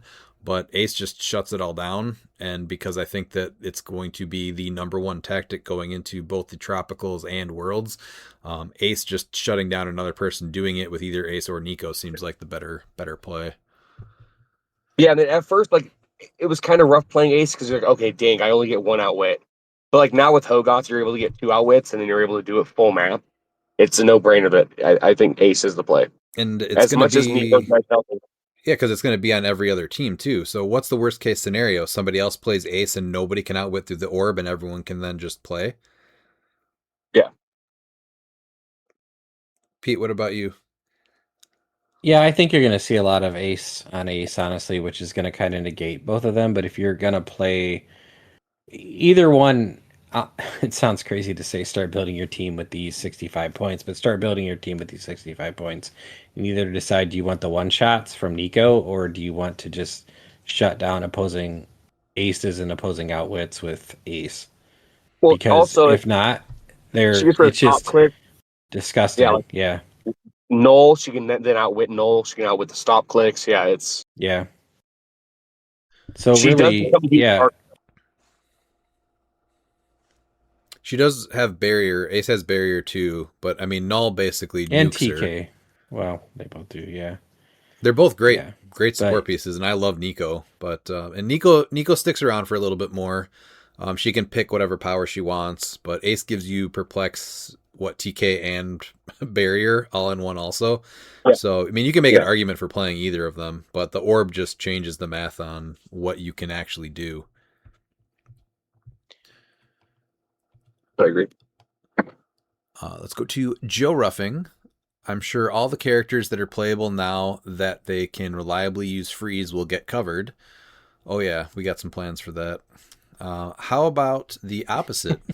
Any previously competitive figures you could see dropping out of the meta now that the juice is no longer loose? I think the only thing that really changes is maybe some tent poles, since you can freely outwit the ones that are protected outwit, because you don't have to worry about Yeah. not being able to take that free action. Because there's a handful of things that are going to be able to take away any protected or safeguard outwit now. But the only other reason that you're going to see some things get played less is because you can now play more things. So I don't necessarily know, besides tent poles, if there's anything that you can't play anymore, right? No, yeah, because the thing when you're playing main force juice is you play the most effective attackers. That's why you saw the Egan Racks. That's why you saw the Pegasus Caps. Those two pieces are still going to see play. Yeah, Rogue's not going anywhere. No. No. Yeah, there's no reason to not play any of the stuff that was seeing play. There's just a reason that you don't have to Okay. play that stuff anymore. And I don't know that this is just a thing of like Beetlejuice going away to where the tent poles become less effective. I think obviously we talked about the Ace combo with the Orb and Hogoth, but also just that new Astral Martian Manhunter and ability Yeah. just to be able to place him and outwit things like Null and that. Like I think that also needs to be talked about as far as going against just simply being able just to play a tent pole like Null and that. He's still gonna see play. He's still great. You're still depending on the field, and at bigger events you'll get more options to go against the field and do that. But I don't think anything other than tent poles is really super affected by the lack of a Beetlejuiceberg being gone. Right. And just off the top of my head, you have Ace, you have that Martian Manhunter, you have the Lasso that just came out in Fight for Gotham, and you have Leech that can take away Power Cosmic. So that's the top four that just come out right now. You do have Chase Manhunter, but he's a lot harder to utilize, and he's not really super effective against tent poles because you have to get so many markers out. Yeah. But yeah, Impossible against hit pulls. That Manhunter, unfortunately. But Ace and Orb is an automatic play right now, and you can free equip the Lasso, and then Leech and Martian Manhunter, the Astral, those are both only 15 points. So there's easy counters to protected safeguard and whatnot. All right, let's go to. Oh, he also says, and please keep the floor in silver. Miles, what do you think about the floor in silver? I think that we need to keep the floor because it used to be 400 points modern. I know they want to see that, but I've always said that I think silver isn't new player friendly, and I don't think that's necessarily a bad thing. I think that's totally fine. I think that when you're able to do the floor, people are going to try and use some creativity, and you're going to see figures that just don't see play as much. And See some light. And it looks like they're going to start giving pulp support. And so that will be way more new player friendly. And so that's just another reason that silver doesn't have to necessarily be new player friendly. If we're No, and I don't want silver to be new player friendly. I think silver's that the one format where it does need to be, with the committee and everything, it does need to be catered to, of course, because the broken things can get out of hand. But I think that silver is the one format that honestly you don't need to get rid of all the broken combos just because of how many other combos can stop it. And it's not just one combo that can stop a broken combo. There's multiple. And how many times when we did last year we did our silver sponsorship, right? How many times did you hear people after they played the teams are like, "Oh, this was a blast and it wasn't nearly as hard as I thought it was going to be." So even if it isn't as new player friendly as modern, HeroClix is a hard game. So you can still jump in with something and compete. Yeah. Pete, what do you think about the floor? I think if you do away with the floor, you're just going to see 400 point modern with basically silver equipment and a porter, and I don't want that. Silver it is a more difficult format. Miles is right. It's not necessarily new player friendly, and I love new players, but I think this is the one that you work your way up to, and I think it's okay to kind of take your lumps in silver. And even if you've been playing a long time and you suck like me, you still take your lumps in silver. But requiring you to build half your team from silver or having the tent pole option from modern is really what makes it so incredibly unique. If you're just going to give another option for modern format, and there's nothing wrong with modern format, there's nothing wrong with modern pieces, Not anymore. but this reduces the value of your collection. This reduces the uniqueness of silver, and you're. I know places are running the events, so I'm anxious to see what comes from it. But I think you're really just going to see that. I think you're going to see mostly modern, a porter, and some equipment, and the occasional random support piece, right? Yeah, that's Mr. Oz, yeah. retals, like that's pretty much what's going to get played, Well, and power. I think that's not worth it. And That's why it's equipment. like if 400 points of modern is going to be more efficient than a 400 point floor, and it's going to not feel as much like silver just because of how power creep works in competitive. If you want something like that, just make a modern plus format. Like Modern whatever, go 400. for it. Yeah, modern silver 400, Milver. Milver. I Ew. don't know what you want to call it. Not that. All right, let's go I to like Milford. uh, McConnell Lamar. Hey, gents, with Beetlejuice being banned, what are your top 3 figures you are most looking forward to playing in Modern? So my top 3 are all ones that Beetlejuiceberg killed already. So that's going to be the Lernian Hydra, Prime Cable, and Prime Blue Beetle. But the actual list of just pieces that I am excited to play again is endless. Miles, what's your top 3? Well, okay, top one is going to be the Atom Chase. The Key's just a fun support piece, and I really want to finally try him because in the Beetlejuiceberg meta, he just didn't exist. And then there's a I've I'm still like digging through everything because I just got used to the Beetlejuiceberg meta that like I never really if I saw somebody I just you know ignored it. So I still have to go through and see exactly, but the Atom was the one that really like okay, he can finally do like everything he needs to do. Swamp Thing is going to be on that list too because Swamp Thing can now actually be played, Yep. but we have the orb to deal with too. So that's where I'm like, okay, how am I going to be working with this orb? We have a question coming up that I've been looking forward to. Maybe it's the answer. Yeah, Swamp Thing and Atom are going to be my top two. I don't really have a third. Okay. 117 different things tied for top 3 or the third place. Yeah, Yeah. yeah, I have to like fully dig in. Pete, what's your top 3? It's funny because honestly, there's just so many pieces that once I read the free, I just ignored them. Adam is right there though. That Adam is a huge, huge call.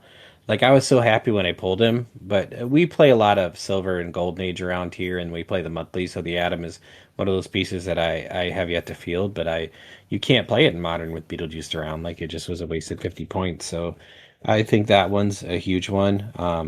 And other than that, the list is pretty like endless. It's just nice to be able to play the game as it was intended to play. Like you can go back to charge and I'm going to break a wall. Not all the things you had to think about that didn't work. It's just, man, it's nice. I'll have to get back to you on this because honestly, giving you a top 3, Adam was the number one on my list too. And that was basically kind of where I started and stopped. I don't know that I could give you another 2. But anyone with free actions where you said this isn't worth fielding because I may not get to do it, especially later in tournaments where Beetlejuice showed up over and over again at the top of the standings. Yep, and that's exactly where my top 3 came from. It's just like those pieces go up against Beetlejuice, and you're just like, well, glad I put these on my team. Then he also says, Ryan, congrats on being on the Silver Age committee. What do you think will be your North Star as decisions are considered. Thanks, McConnell. Personally, I want to see Silver just be as healthy as possible and inviting to the most players and also feel different than Modern. But I think a healthy meta is really probably the most important. McConnell, he's lying to you. He just uses a magic 8 ball. That's all he does. Yep. Seth Davis, any ideas on the best way to possibly manipulate the new Guardsman Khan Ali, i.e., having multiples on the team and using them to stack on each other or better characters? I do really like the new Guardsman. I like him as probably like a turn 1 or 2 attacker that you just kind of don't care if he dies because you don't give up the 40 points and then you just put range combat expert on your second attacker. But is 2 too many? That's 80 points of, I guess they can do some damage and you don't give it up, but then that's 80 points that aren't doing anything after they're off the map. I'm actually looking at him on a Stark Industries scientist build because it's Just one though? Just one though, right? just yeah. I'm going with one because there's an equipment like let's take the Trope Doom for instance. You're going to give him trick arrows. It's pretty easy to knock out 3 arrows, and now you're like, oh dang, okay. Well, now you're going to go ahead and just soup him up there. He's going to be reducing by 3 damage anyway, so he's going to be pretty hard to take out. But when he does, then you just equip him to Doom, make Doom that much better.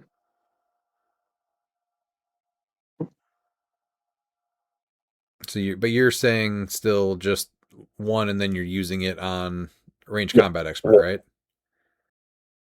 Yeah, I'm not sure the multiples. I mean, I guess maybe playing the multiples. I do think the Stark Industries with Tony Stark is probably going to be like a really good combo with him, whether you play 1 or 2, because now you're reducing by 3 damage, and like they have a 19 defense, and yeah, you just go kamikaze at that point, because you're not worried about losing them because you're not going to be giving up points as long as you have someone to equip.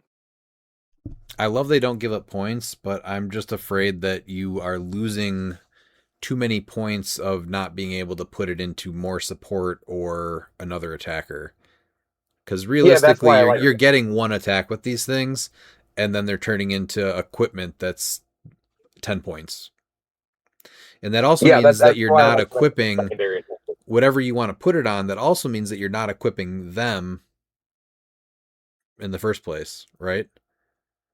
Yeah, and I think that there's still some things to look through because there is some like avatars, like or the possessors or um patrons that you know could work really good early game, but late game you're like, oh man, this range combat expert is going to come really handy. So then you don't need that anymore. So I still think there's some nuances to the build with it. Um, I'm not sure multiples are the way. So I think honestly playing one, this is a 40-point secondary or even a tertiary attacker might be where its strength lies. Is even what about 3 of them and pumping up Eternity? So he's a 13 for 6 just because those guys give Well, you can up. only equip once.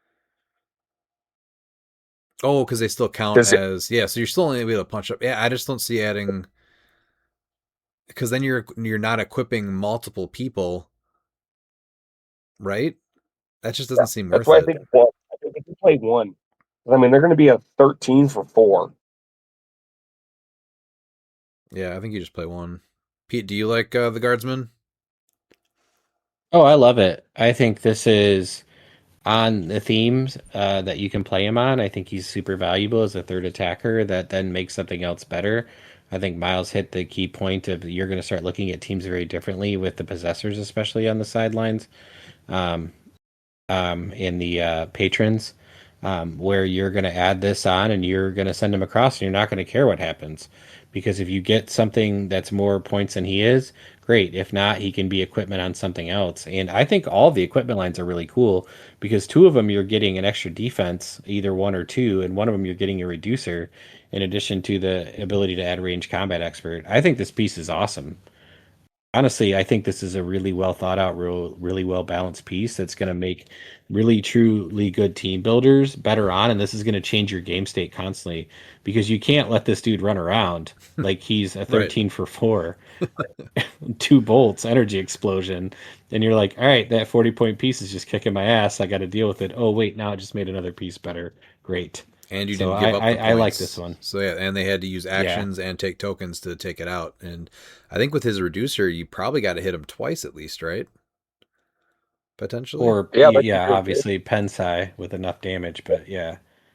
And if He's not easy to that's put down. no, and if that's where you're putting your big heavy attack for that turn, then okay. So look, think of it in silver, for instance. Let's look at silver. With Stark Industries and Scientist, he can now reduce penetrating because you're going to use the Josiah X um, Prime.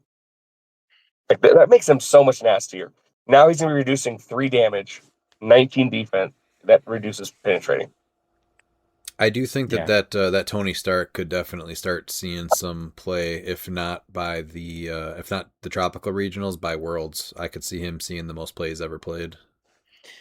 Yeah. You know what this reminds me of as far as like LEs and stuff? Do you remember Isaac, the one that popped out the pogs? Yeah, They like there really hasn't been like that piece is still so unique and so playable at his point cost. This reminds me of that of like you're gonna see it in certain builds and it's gonna blow your mind when it performs. yeah, for sure. Let's go to Caleb Cadu. What do you think is the new meta with him banned? Please keep the floor in silver and keep it 400 points. What do you think happens to Eganrack now? What are your 2 must plays now that Juice is gone? So I think the meta got incredibly open after the last updates. I'm glad that we get to see how tropical regionals play out before Worlds. That should be a huge, just eye-opening event. What series that kind of shows you what's going to perform. The only thing that's Yeah. going to potentially mix it up is if Thunderbolts ends up being legal. We don't really know more than what 3 pieces that's going to be in Thunderbolts. So, things could change a little bit. But I think the only thing with the tropicals is with all the changes, are people going to lean into safe plays or are they going to get more creative? Because if it doesn't happen at the tropicals, people could potentially just be saving that the creative stuff for worlds, and I think you're going to see a lot of stuff that people aren't ready for. But you'll have to look out for what we just saw in that last event, even though that was before the changes. I think you're going to have to watch out for Pulse Wave a lot more. So having an answer to that is going to be important, whether that's just the Burgle one shot or the Ravencroft one. But now, people can running shot Pulse Wave. So that's going to see a ton. And range game, I think, just in general is going to finally pick up here. We're already seeing Hidari Yao fly up and play. So, do you guys think the Smash and Bash era is coming to an end? No, not at all. No, Not even okay. close. Not even close. Uh, We just no. saw top 4 was Hidari, 2 Prime Cables, and what was the other one? No, it was 2 Hidaris and 2 Prime Cables. Half of Bro. them Yeah, I were. know. I don't think Smash and Bash era is dead. I mean, Eternity does kind of hurt it a little bit, but no, it's still going to be Smash and Bash. I don't know. I think we're gonna start seeing a little bit of changing of the tide here coming into the tropicals. That could be, but we've seen that's where the tropicals and everything. We've seen these regionals and everything where that does happen. It doesn't happen in the bigger events. Pete, what do you think? No, Smash and Bash isn't going anywhere, mostly because of small maps.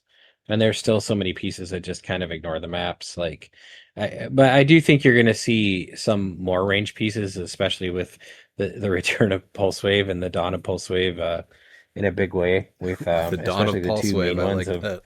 yeah, Prime Cable and Yao. But I mean, Rogue's not going anywhere, and you've got a bunch of other great close attackers coming out of the Fight for Gotham set. So I don't think that's going anywhere. And Egan Rack's still amazing.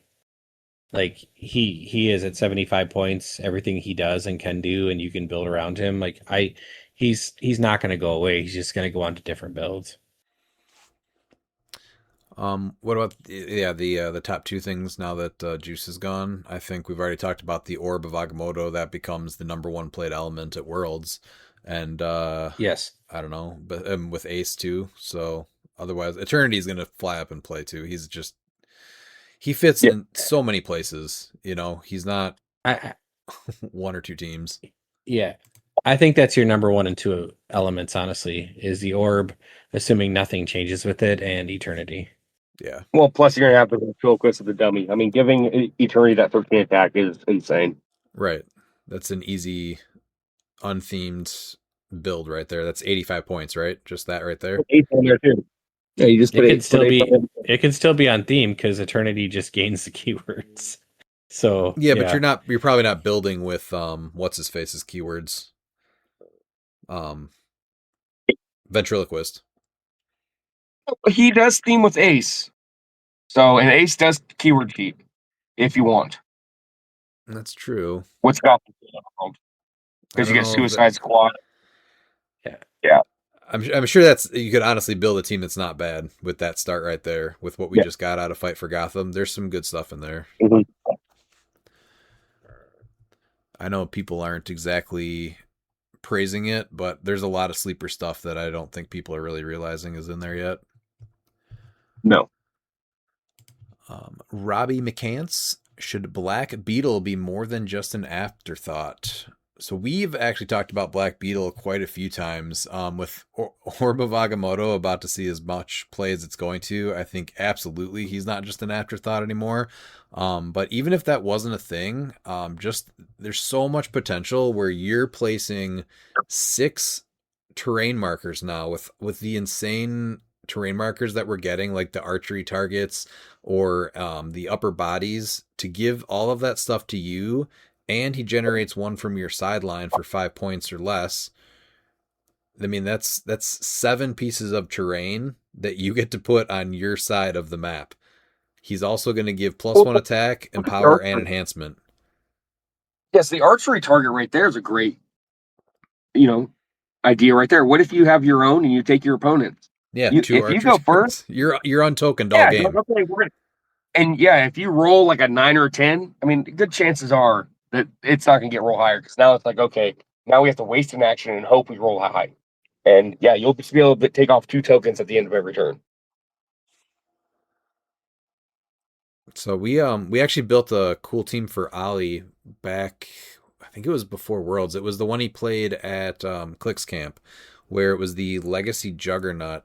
So the barrel was still legal too. So he played Black Beetle, and he was able to put the opponent's barrel out of the way, and then he was able to take the Legacy Juggernaut, run through everybody, and then end right adjacent to Black Beetle, get the +1 attack and the empower, and then I think he had like Bucky's arm also or something like that. So he was getting +2 attack, +2 damage. So I mean, there's plenty of stuff that Black Beetle does that you can make him worth those 75 points. You just have to build tight. I think the team is there, but yeah, you gotta dig through it. And I think now you're like he has pass, so you can do a pass Avengers team with him. You can do a mystical. So there's tons of options, and he's not as useful. There's nothing stopping. So we know that we're going to see Ace and Orb everywhere, right? There is absolutely nothing stopping you, if you play Black Beetle, to put the Orb of Agamotto on your side, and now they have 50 points of just the only outwit on the table. Yep. Again, making him way, way, way more valuable. Mm-hmm. Do you like Black Beetle? Oh, I liked him when he initially came out, and that was before the terrain got as important as it is now. I mean, you talked about the orb, you talked about the archery target, there's the upper body, there's the head, there's so many things, the weapon rack that are going to start to see the dumpster fire. So at 75 points, he's not a bad attacker. And he does give you some support powers and enhancement and empower, and it kind of just a perplex for adjacent characters. So he's great. I don't think he's an afterthought at all. +2 attack, +1 damage. I mean, he's not bad. Yeah, he's not bad. He's a good attacker and support moves. Yeah. I think he's like you like to talk about Miles of Fringe Piece, that people that really want to do something different. This Yeah. is a really good place to start. And if there was ever a time to play him, it's right now. Yep. Stephen Bombera asks, "Where'd the cheese go?" Well, Pete and I are in Wisconsin, so we always have it. It's in my fridge. It's always there. Yeah, Bookwood, cheese never goes anywhere here, Steven. It's just wherever you want it, Bookwood did you know, mention grocery Fermunda. store. Fermunda. Well, that's Bookwood's problem. Stephen, there's a restaurant and store that you can visit about 15 minutes away from me that's called the Mars Cheese Castle. That is 100% true. And it's not a bad little restaurant. It's not, no. Actually. And it is a huge It's just not. castle. It used to be this like little Yeah. shack store, and apparently they just made so much money they built a castle instead now. Do you remember when they were building it behind the shack? And it was just this Yeah, huge castle like coming up. it went from like some dude selling cheese out of his house to like just this huge mega store. Yeah, it's right off 94. It's got a couple billboards. It's quite the event if you come to Kenosha. It's a little bit of That a is one tourist thing trap. I did not take the Eagles to that I should have was Mars Cheese Castle. Oh, So I thought you guys did I go. You got didn't? most of the other hits. No, we hit the Brat Stop. I want to say we hit Tenuda's. Like we didn't make it to Mars Cheese Castle. Oh, that George's. deserved a picture even. Yeah, probably. Yeah, it's just more reason for them to come back is all. True. Come back to the Cheese Castle. True. Yeah. We have Matt Liner. Is Ace plus Orb of Agamotto plus Hogoth a must play or build specifically against? As we mentioned, it's pretty much a must play at this point. So Ace has already gotten more expensive and harder to find. I checked earlier today, there was only one for sale on eBay for $250. And then the last three sales were 70, 70, and I want to say the most recent one was like 110. So she's going to be extremely hard to get and just more expensive. And you're only, which we've already kind of talked about this, but the counters are really just Ace and Orb on your own or Black Beetle. So I would say pretty close to a must play, either Ace or Black Beetle at this point. I agree. Yeah. Pete, do you want to add anything to that, or No, you're either playing Ace or you're playing Ace to play against Ace, pretty much. right? Yeah. Yeah. But yeah, I think it's better to play Ace. What are you hoping rotates out of Modern this year now that we are on a 3-year cycle? So most of the stuff that rotated last year was the stuff that I had problems with. Other than that, like we just lost Spot and Beetlejuice, which, that is probably the top two things that would have been on the list. I think if it's stuff that has the potential to rotate out now, it's going to be Pegasus Cap, which I don't think that there's anything wrong with him. I'm just kind of tired on seeing him at every event on Modern builds at this point. And even if he goes to silver side, I think he doesn't even need to be on any kind of like restricted list or ban list or bench list. I'm just really tired of seeing him in Modern.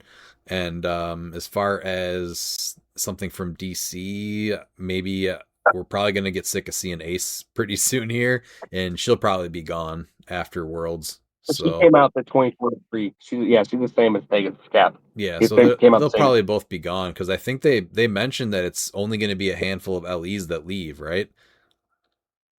I think that's what it said. Yeah. Yeah, which I am actually really excited about this change for all of the reasons that they mentioned. Being able to have a larger Modern pool to build from is going to be a lot of fun. I'm actually sad that this figure is going to be rotating based off the 3-year thing. And it's a figure that should be my number 3 when we're talking about the juice pieces. And that's Space Ghost. Oh, that's a good answer. So I need to go. Now I need to build a Space Ghost. Because I forgot that because he was dead during the juice meta. Like, you just didn't play him. because he Right. was useless. So that's a good answer for the top three that McConnell asked earlier. But do you have Yeah. anything that you are hoping rotates out?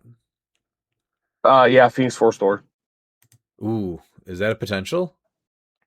No, he Oh, came out last year. okay. No, no, I think it's only gonna be the 2023s. So I mean, Hawkeye and Hawkeye, but I mean, I don't. Oh, that's actually a good answer too. I will not But I miss don't that want them to piece. rotate because, like, now Hawkeye and Hawkeye. I guess actually, yes, it's good that they're going to rotate because the Thunderbolts coming out, and like I said, with Range going to be seeing an uptick in play and everything. I think Hawkeye and Hawkeye would have just a field day with what's coming out in Thunderbolt. Yeah, and Josafa won the CCO event with it this Yep. last year too. So I would expect Hawkeye and Hawkeye to have a nice little closeout on their modern run coming up here at Worlds. Yep. Pete, do you have anything that you're hoping that does rotate out at modern this year? I mean, really, probably just Ace, and it's just because of the expectation with the orb. Like she's gonna be, that's gonna be a must-play piece upcoming now through Worlds. But other than that, no, I'm excited to see everything. I thought the Hawkeye and Hawkeye conversation was interesting. I actually like it though with the Thunderbolts, you know, set No, we coming. will Like like I it, but want to that's my see it. problem. That I'm worried that if it stays another year, that we're like, oh my god, not this piece It's again. going to be You know, everywhere, I think yeah. yeah, it could be like the Pegasus Yeah, cap. I don't. Over Well, well, Pegasus Cap. He's had a good run. He could probably go, but um, but he's had different iterations too. So I don't. There's nothing that I can really think of. I mean, once our boy Beetlejuiceberg was gone, then which it's all gravy, baby. which I think that's honestly like a testament to how much more proactive they're being with banning and erratating stuff. Because usually every Worlds, I'm just looking forward to things leaving. And I really had to, even with the 3 year announcement, I really had to look back at stuff that might rotate. And I'm most of the stuff is really not that bad. I'm sure there's a couple things I'm not thinking of right now. Like Miles mentioned, the Phoenix Force Thor. I'll be happy when he's gone.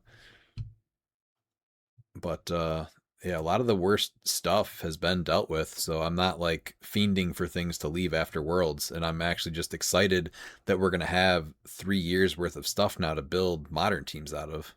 So, how do you feel about the irregularity of OP and similar product being released? We are nearly a year since X-Men 97, and then the 400 set for it releases. How long of a wait is too long?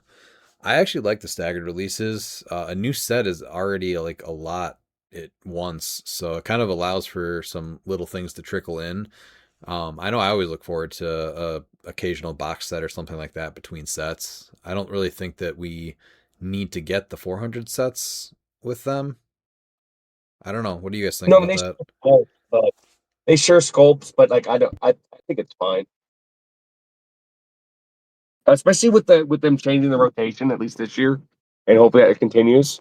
The stagger release like that's totally fine, especially like if you like with Black Panther and the Wakanda, you're like you're a huge Black Panther fan, you wish you got more, and so a few months later you got like the 400 Wakanda set. The Right. same thing You'll with X-Men, I think. you'll go back to it, Right. right? And it might Yeah. make you intermix the two versus if you get it all at once, you kind of just will let it sit Yeah. and you're more likely to kind of forget about it or not play with it. Pete? Huh. I was gonna say I don't actually like it, but now that you guys have kind of described it, I think that's accurate. Yeah, so you get the 400 set a few months out or 6 months out, and you're like, oh well, I'm gonna go back and look at the things from X-Men 97 again. I think it's still a little too far, but I don't mind the staggered release at all. And now that we've getting these 3 years of modern, like until there's something that really becomes problematic from 3 years of modern, and that really just comes down to game design and release schedules. Like overall, I think this is a positive because this is where you're going to get more themes coming back. This is where you're going to get more fun teams. You're going to get to keep the piece that you like in modern and build on it as new things come out, and it changes your team, and you get to grow with it. So I don't mind the staggered part of it. I just wish it was I don't know, maybe like a month or two closer. But I like the idea of going back and being like reinvigorated with the set that you really liked. I think So 4 to 6 months is probably the max, though. He does bring a good point that X-Men 97, when did that release? Last year, yeah. It was I'm at 3%. the I'm trying to look before my phone price. yeah, it was, man, it was like December, was it? October. October. So yeah, it'll be like a Yeah. full year. So that probably is a little long, but I don't know. 4 to 6 months seems very reasonable to go back and do that. So it's not directly connected to the set like the starter or the play at homes or anything like that. Yeah. And then his last question is, if you were forced to make one of the proposed changes to silver and only one, would you rather have it be the removal of the floor or the change to 300 points? Miles, if you had to make silver worse, which one of those options would you pick? 300 points because my phone, I'm at 1%. So I'm going to go with 300 points. Okay. Pete? One phone die. If you're gonna make silver worse and you have to choose those two, it's 300 points. You leave the floor in it. Okay. Then we have Dylan Barrett. Hey guys, I think we have to keep the silver floor. We don't want it becoming Modern Plus like it was when it started. 300 points could be good and should be tested, in my opinion.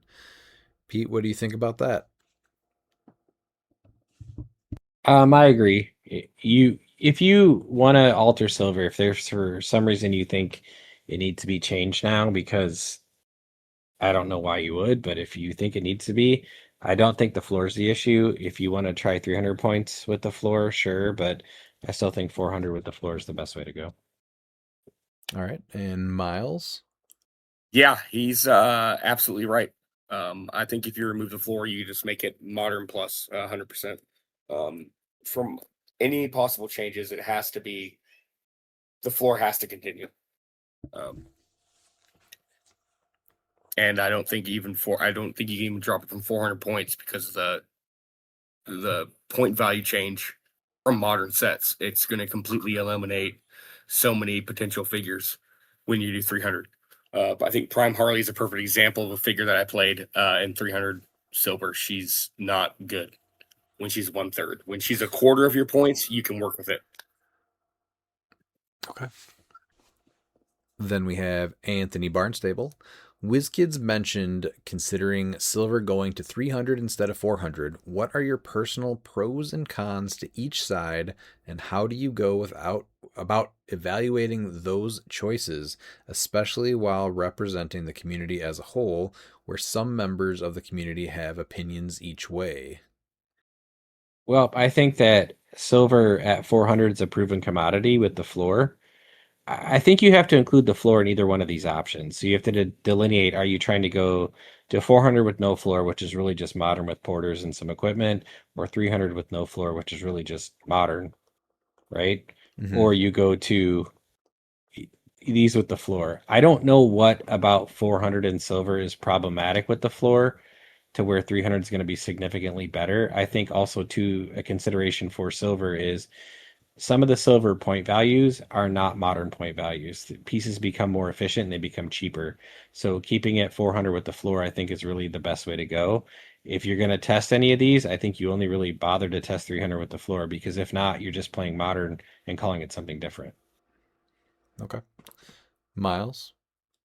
Well, yeah, I'm going to be one of those members of the community that have an opinion one way, and that's that. I just don't think 300 is viable because it removes so many pieces that are silver because of the power creep.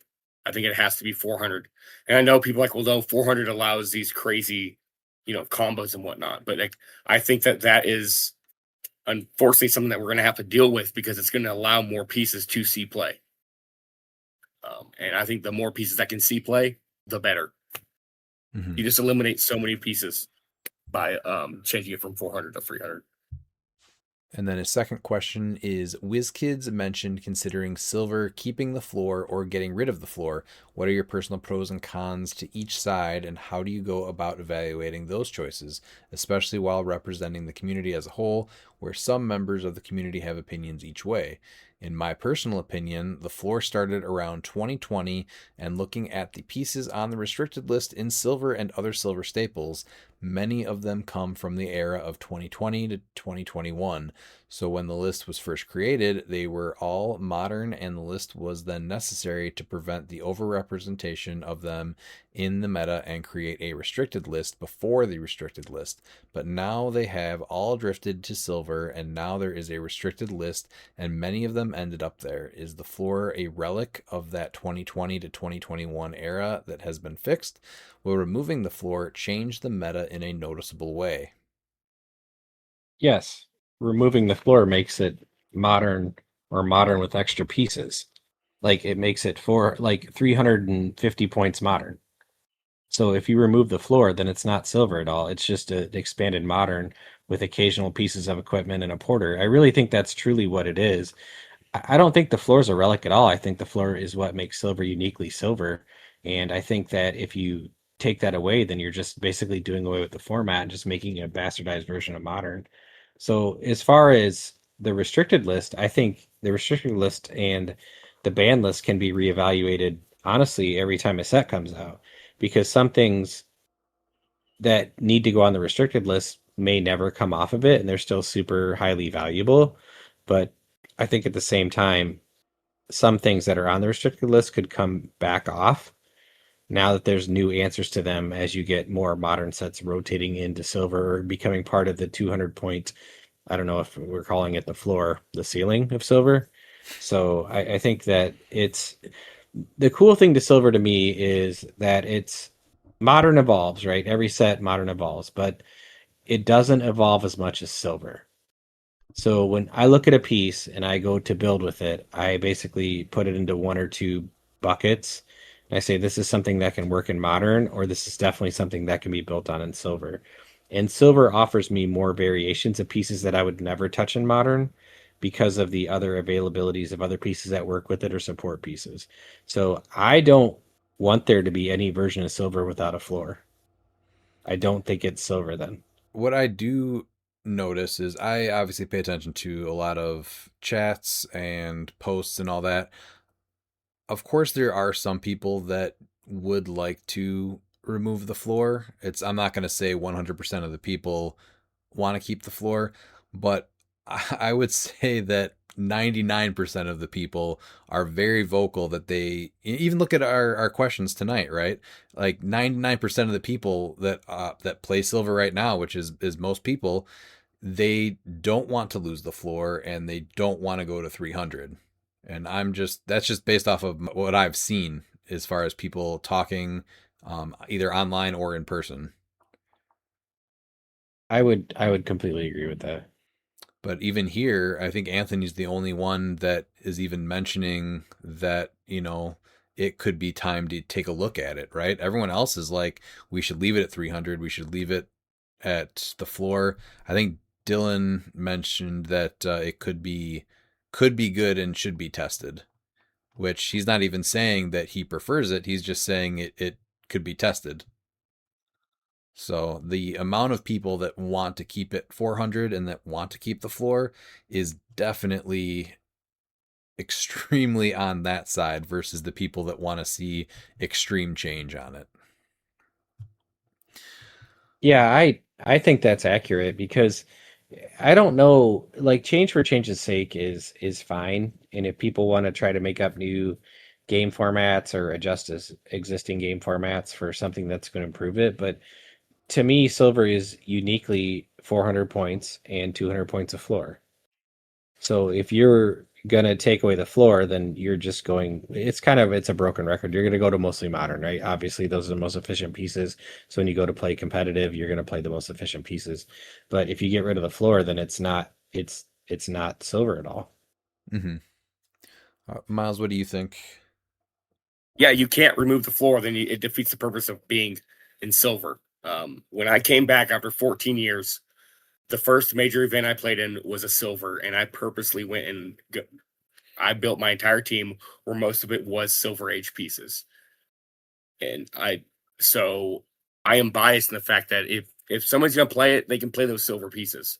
I don't want it to be modern plus with retals or best in slot. I want to see people use pieces that potentially, yes, they're a little bit overcosted compared to something in modern, but they're being played because they are part of that silver floor. Whereas if you remove the floor, you're going to eliminate those fringe pieces in silver, where you have a modern piece that does it exceptionally better. Just makes it modern plus. Sure. All right, then his third question, are players predominantly playing 200 points of modern or a tent pole as it stands, or is the thing preventing a lot of players from using that many points the existence of the floor? If the floor goes away, what percentage of players do you expect will build more than 200 points, or if over 200 points, more than 2 game elements of modern? Is the floor mostly just needed for the sideline, or mostly the main force, or both? Pete, what do you think about that? I think if you get rid of the floor, you would see 75% of all silver teams be modern. Every team. And I think honestly, giving you 25% is really probably low. There would be certain pieces that are very uniquely silver that would still see play, but it's going to basically be all support. And the reason that the sideline became also affected, because originally that was one of the, I think the last biggest changes to silver was they added the sideline also had to be half silver, half modern, and that was because people were taking swap figures and eliminating, which again, I guess this probably proves that people will try to find ways to play all modern pieces if they can, because technically they're probably, they're stronger and the point values are just different. So the reason that the sideline thing is even a thing is because people are playing swap pieces, eliminating their entire silver side and bringing in the stronger modern pieces. So that right there is why it started. But what you see now is it's also limiting things like one shots. So if you don't like one shots that much, silver is a great place where you're way more limited on that stuff. Do you want 4 of your sideline elements to all be one shots? So that's something to take away right there. Right, because you said it exactly right. That's what happened on when you allowed that ability for the sideline to not be affected as modern or silver. Is what ended up happening was you had teams that basically became all modern teams and they had a huge advantage. Right. So I don't, yeah, yeah. No, you hit the nail on the head there. Miles, what do you think about that? I think I can say not all, obviously, because some people will still play their silver pieces, but I think that you're going to be seeing at least 65%, if not more, and I expect more, to being played 300 points of modern to 350, because you're going to have those retails, you're going to have those equipment, which then just makes it modern plus and takes away from it. What about the sideline? I think the sideline's fine. I think that there is some things that need to be looked at, but that the sideline can get out of hand with Do you one think shots. do you think it should have the floor? So that's where it's tough. I almost don't think the sideline needs the floor, but when you have swap, that's where it can change a little bit, but I think I'm probably pro removing the floor from the sideline. I really do think so. Really? What's the reasoning behind that then? So yeah, I'm going to say that I don't think the floor is needed for the sideline. I think that the best sideline elements are still silver. And if you look at it too, what in modern you're going to be using one shots. Like that's where the thing comes into play is one shots. I think one shots need to be limited in some aspect for sure. But there's sideline game elements that I think are best in slot from silver. Prime Absorbing Man, I think if you don't have a prime on your main force, I think Scrappy Doo is almost a must play with Porter. You have the trouble because he alerts can just get too. rid of free actions. Yeah. You have the trouble alerts, yeah. And and then let's see what other like sideline game elements. Because the only thing realistically is going to be the one shots that are going to be taking up these sideline slots. So I mean, with that, yes, I think that the one shots should be limited to an amount you can have on your force. I really do. Like even if it's not added, I think that's where it changes. Well, the main reason, but in the that it happened in the beginning was, I think, because people were using swap tech to take their entire modern sideline and put it into your silver slots. And so that's where I think there could be an argument. I'm not saying that get rid of it. What I'm saying is I think that there's a legitimate argument to say that removing the floor from the sideline more so than the floor from the game, from the main force. Right. All right. Then Anthony's last question: can the issue instead be resolved by taking the modern game elements that people are overusing to exceed this threshold and adding them to the restricted list? Is the floor something that is more beneficial to the hyper-competitive player playing at Nationals and Worlds, the semi-competitive player showing up to CCO and Rock States and Battle World South and Winamaps, the casual player who is just playing regular weekly events at their local store, or the hyper-casual player that is only ever playing at home? Which of these players benefits more from the removal of the floor, and which benefits from keeping it? Does removing the floor alter the expected secondary market value of a Silver Age team, or make it any easier to acquire a legal team of comparable playability? Pete, do you want to chime in first here? I think if the floor is removed, it's hyper competitive players that are going to benefit the most. I think that's the first part of the question. I think then you're going to get the people that fall into the semi competitive, and the hyper casual player would benefit, but they're not going to benefit as much as a hyper competitive player with no restrictions. And then does it removing the floor alter the secondary market of a Silver Age team? Yes, absolutely. Because one of the things that maintains value in silver is pieces that consistently see play.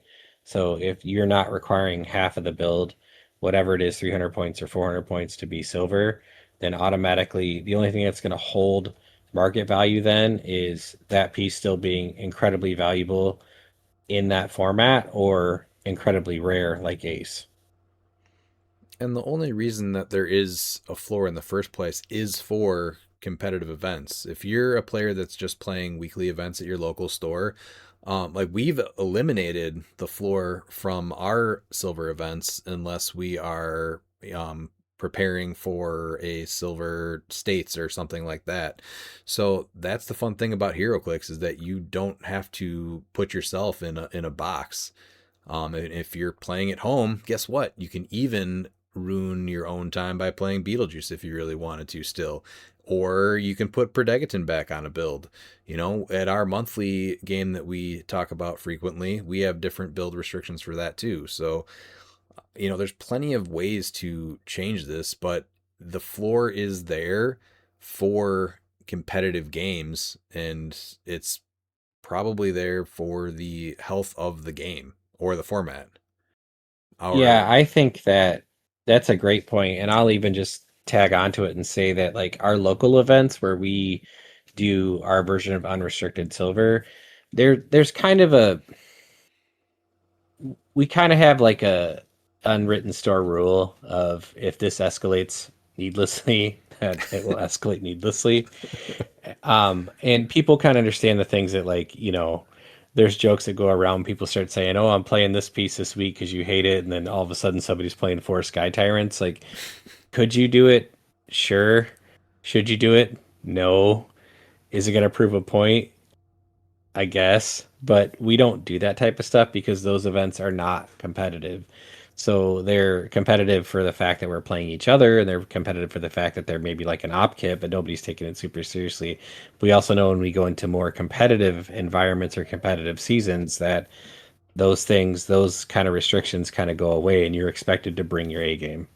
So it's, and there's nothing wrong with it. It's not that the teams that we play on those less competitive nights for less prizing aren't fun or competitive. They're just not necessarily the most ridiculous versions that they could be, right? Right. And I So, should yeah. preface what I said too, that, I guess that probably depends a little bit from store to store, because I mean, you do have your local tryhards, Bookwood. And if they can't if they can't calm it down a little bit at these games and they're going all big and all hard, then, obviously then maybe you should probably keep the floor at even your silver events. But, for us, we just love playing the game. We want to play theme teams. We want to play the pieces that we don't get to play at competitive events. So for us, removing the floor, it really wasn't an issue. And I know that that's not going to be true at every single store you go to. So again, that's where you can kind of change it based off of your play groups. But, it's there Yeah. for a reason. Miles, what do you want to say about it? But I'll say this right now. I think that if you remove the floor, it benefits the hyper competitive players.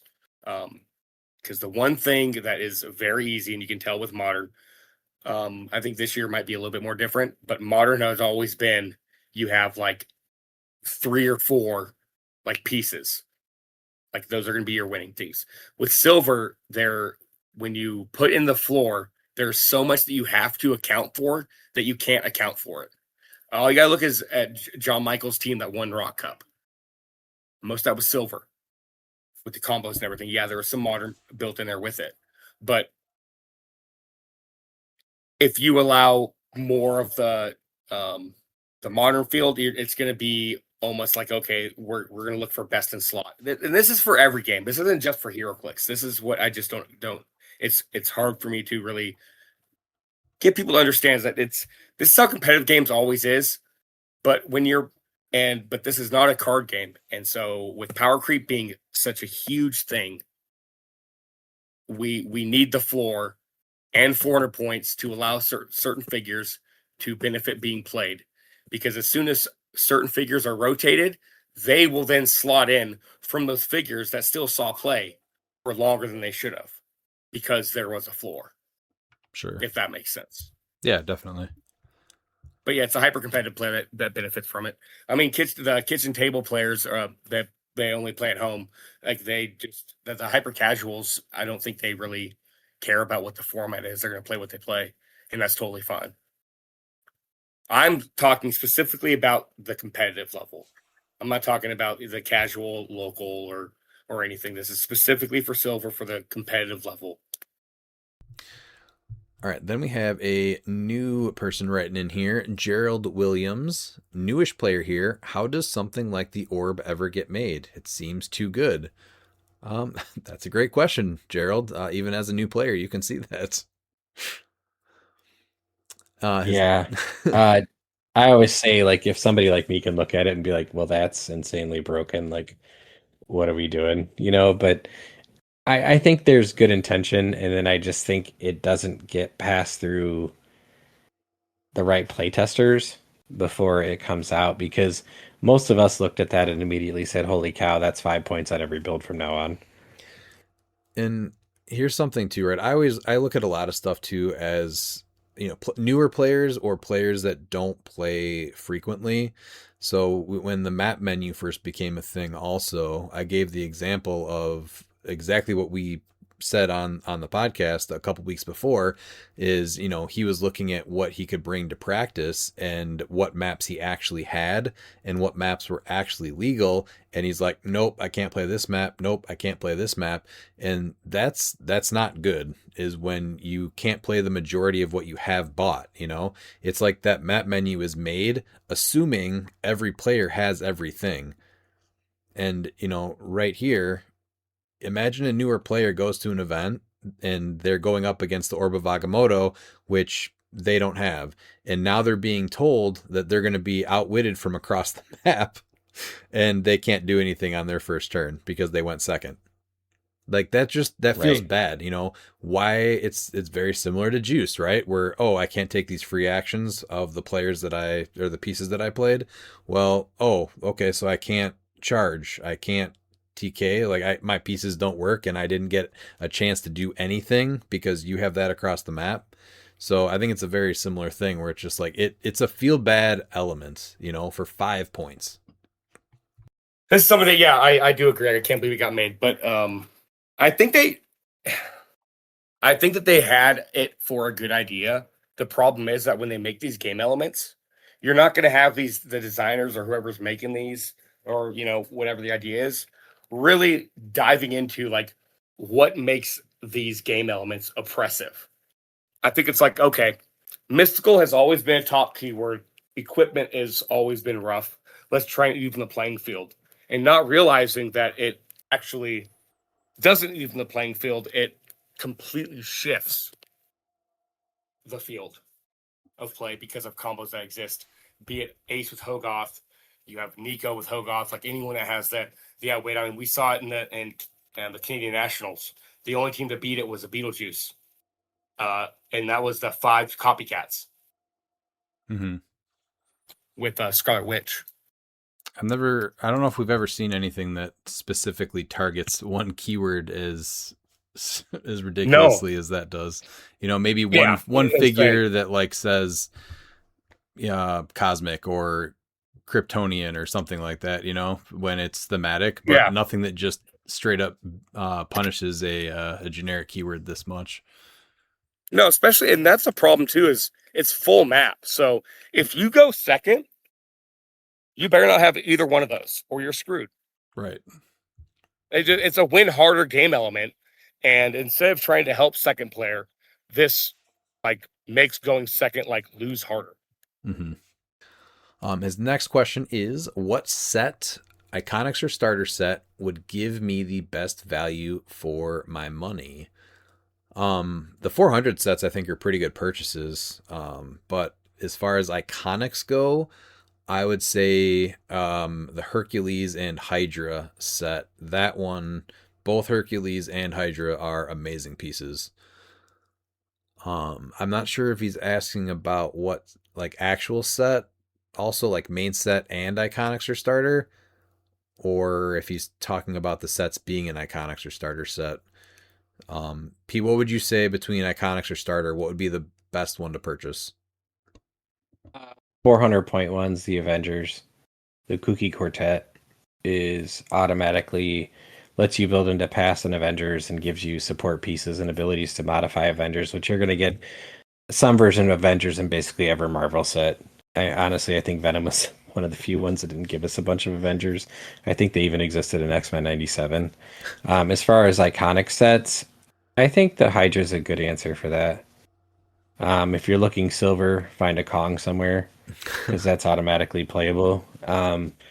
Other than that, iconic sets that I play a ton of, and there's so many good ones. Yeah, it was hard to say this is ones, like the best one to get. Yeah, I think standout ones. That's a good one. Honestly, I think Hydra's a really good answer. The only other one that kind of jumped to mind is that new Flash set is really really good in and of itself too. Oh, that's and then a good builds answer into too. JLA. So you have to if you're Flash since it's so very particular. or JLA. I mean, if you're building into major comic teams like Avengers and JLA are a good place to start. So. And if you do purchase one of those, if we are talking main sets, what would you say if you had to say? Or if you want something really competitive, the X-Men starter or the X-Men Iconics with Magneto. Oh yeah, that's a good one too. Stupid. That's a good answer. Yeah. If you had to pick one brick to get, what would you say would be the best brick to buy right now? Lantern Legacy? That's a good one. For modern? The only drawback to DC sets is you only get like one a year. Yeah, but there's the like different 400s and LEs and Iconics that are sprinkled in there now. And now you're going to have at least 3 legal for every Worlds, even if you're assuming 1 per year. So 1 brick, so you're counting on trying to get 1 chase and 1 prime, right? Best case scenario. Yeah.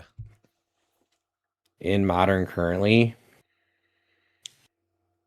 Yeah, Lantern Legacy is a good answer. I would offer Collector's Trove. I know it's getting older, but the equipment in there is super, super useful on so many different pieces.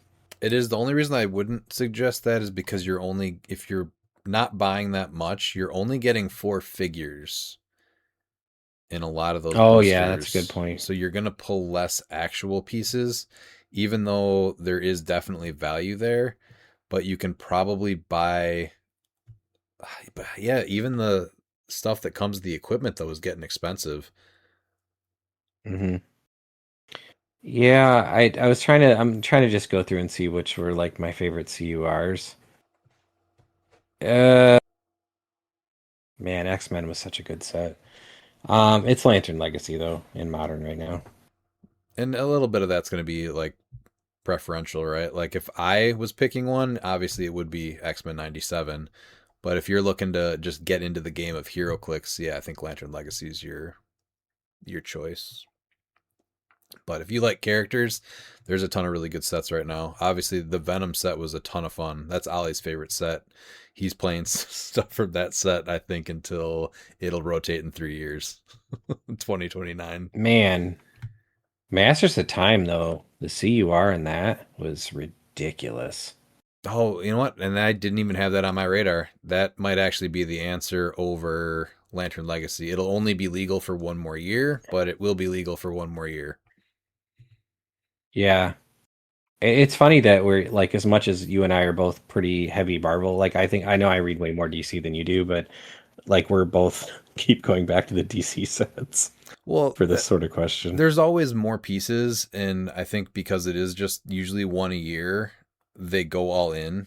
But like every one has like what we got Jurassic boosters in Masters of Time. We're getting Vault boosters in Fight for Gotham City. Lantern Legacy, it was just pretty solid, and they brought back the Lantern rings. They had a ton of legacy cards. I mean, there was so many reasons to buy Lantern Legacy too. So they go bigger, I think, for the DC sets. And then we do have the Yeah. DC 25 coming up soon. So we'll actually have four sets in Modern coming up here. Which is first though, Marvel or DC 25? I think Marvel's 25 is first, first? but Okay. you're still gonna, yeah. Man, even Smash and Destroy CR was pretty good. So there's plenty And of options. if And you can pulled well in Smash and Destroy, you got, there was a couple of those bricks that were just loaded. So you can purchase CURs relatively cheap too, though. So you're also looking at what potential super rares or chases. What are you pulling the best from? right. You know, like if you buy a brick and you get Superman out of Fight for Gotham City, ooh, that's rough. Right. Buy a brick of X-Men 97, you get Rogue, and you're pretty set for a couple years. So Right, yeah. So there's that. That's something to think about too. Miles? I might have to go with the DC starter this year. Which year? 2026. Over any iconics or anything like that? Yeah, because if you're just going to buy it to build, I think that you have to go with that. Going through the iconics, like, I mean, there's really no iconics that's a must buy right now. And then you're going to, for winning build and everything. I'm trying to go through the iconics and see if I missed one. No, I mean, Thundercats is thematically fun, but So fun. yeah, and I still think there's untapped potential, except for Mumra. That was a missed opportunity. If there was a brick or a case of one set that you think that a new player would benefit the most from purchasing to be able to play in Modern, what set do you think that would be? Ooh, that's tough. Just one set. And it'd have to be a DC one. So, I mean, right now it's between Lantern Legacy and Fight for Gotham. Master of Time is up there though, but I want to say I think Lantern Legacy or Fight for Gotham. I think you can probably just buy a brick of Fight for Gotham, and depending on your polls, you could build a pretty competitive team. Yeah, the DC sets usually are going to be your best to just like jump in and be able to make a decent team, I think. Yeah. Thankfully, I missed the juice meta. What didn't really seem fun to play against with not being able to use any of these free actions? Oh, see, that's exactly what I was talking about. Do you foresee something in the future that is similar in design? So they did mention in an article that they would either revisit or potentially revisit. I think they basically promised that they will be revisiting the mechanic in the future, didn't they? But dialed back a little bit. I think it was the Yeah, last and I don't errata I don't have a watch huge list. problem with the mechanic. I just think the mechanic needs to be limited by range. I think the one of the most consistent problems in HeroClix is the fact that like board wide effects make it into sets. Like that really on a game that's based on spacing and based on speed values and ranges, like that's problematic because really the things that frustrate me the most are board wide effects or things that you can't score that are on your sideline or something. Like I like my game elements to either be able to be scored, be in danger, or be have to participate in the game. Like the most frustrating teams to play against to me have always been the ones that attack you from their starting area with no risk of their pieces. That's what I don't like. You should be able to play your team at the beginning of your turn on turn one, is really what it boils down to. Yeah, and I mean Beetlejuice was his own thing. Like it wasn't just that. Like it didn't. Like everybody talks about the free actions, and I love the conversation of now these teams are going to have 20 free actions per turn. I don't think that's like you really have to build a team to have that many free actions per turn. I think the average competitive team is probably 10 maybe per turn. And I don't really think that's affected speed of gameplay. I think that more falls on the player. But this thing of like he just fundamentally altered the game to a point where you would sit there and the person playing the piece would look at you and be like, "Can I do that?" And I'd be like, "Not with him. You can't. Like this doesn't work." And they're Right. like, And so "Oh how yeah, you're much right." so how much does that Yeah. really speed things up? It really just brought in more questions, more frustration, and you're not able to play the team how you practice. You're like, okay, well I can't do this, so what can I do instead? Where if you could just take, a free action or two, then you could have progressed the game to the next step. So it Mhm. just didn't work. But he's also doing that from across the map. So if he gets a little bit closer to you had to do it like with an 8 range or something like that, where you could take actions to leave that range and then come back. There's better ways to do it. So they did say they are going to revisit the mechanic, but it's just in the future, and we haven't seen anything that does it yet. So I think they had a decent idea with him, but the board wide effects was too oppressive. I was doing research and I saw a piece called Merlin from X of Swords. I think that would have been a better design choice. That was definitely more tolerable, but the issue with that is it still slows down the game because you have to count how many free actions you're going to use. So you are planning out your entire turn so that you do not use a free action when you have to use one later. So again, it's not speeding anything up. It's slowing things down because you don't know if you're going to actually have to use the free action, on costed action 3 with a charge destroy or something like that, or should I use my perplex on this if I can't do it to get to this piece, or am I better off using the perplex into attack? Do I have to use it for range? Where if you have 2 perplexes, just use the 2 perplexes how you need them and just go. So it was just another example of something that really didn't speed the game up or make it work. It was just frustrating and slowed it down. Pete, did you have to ever play against the Merlin? I did, but he didn't see the success or the sustained success that Beetlejuice did, and he was in pockets. And as frustrating as it was not the same thing as Beetlejuice. Like he didn't limit your team building as much. Like he just limited the gameplay, and it wasn't fun to play against him, and it wasn't fun for people to play him. Really, I would never heard anyone be like, "Man, I love my Merlin team," But it wasn't as bad as Beetlejuice. Like Beetlejuice basically made me say a couple of times, "Well, I don't have any want to play that event." To be quite honest with you, so. Absolutely. Yeah, I think Merlin is the closest You just need to be a little bit better, you know, just a little bit. But I think that's going to be the route. I do think this is where it's tough, is that our free actions getting out of hand. Yes. But it's like, this can be fixed. It's a design problem. And so they've designed themselves into a corner. The map wide effects just can't exist. Those are the worst for the game. It's like they build these pieces for people to play, and they have these pieces that say you can't play. So it's a double-edged sword there. Is that I'm sure we're going to be getting more pieces like Juice that are going to be limiting free actions. But at the same time, like, why design a game that just free actions are out of hand? Like, there's an easy fix. Stop designing things with so many free actions.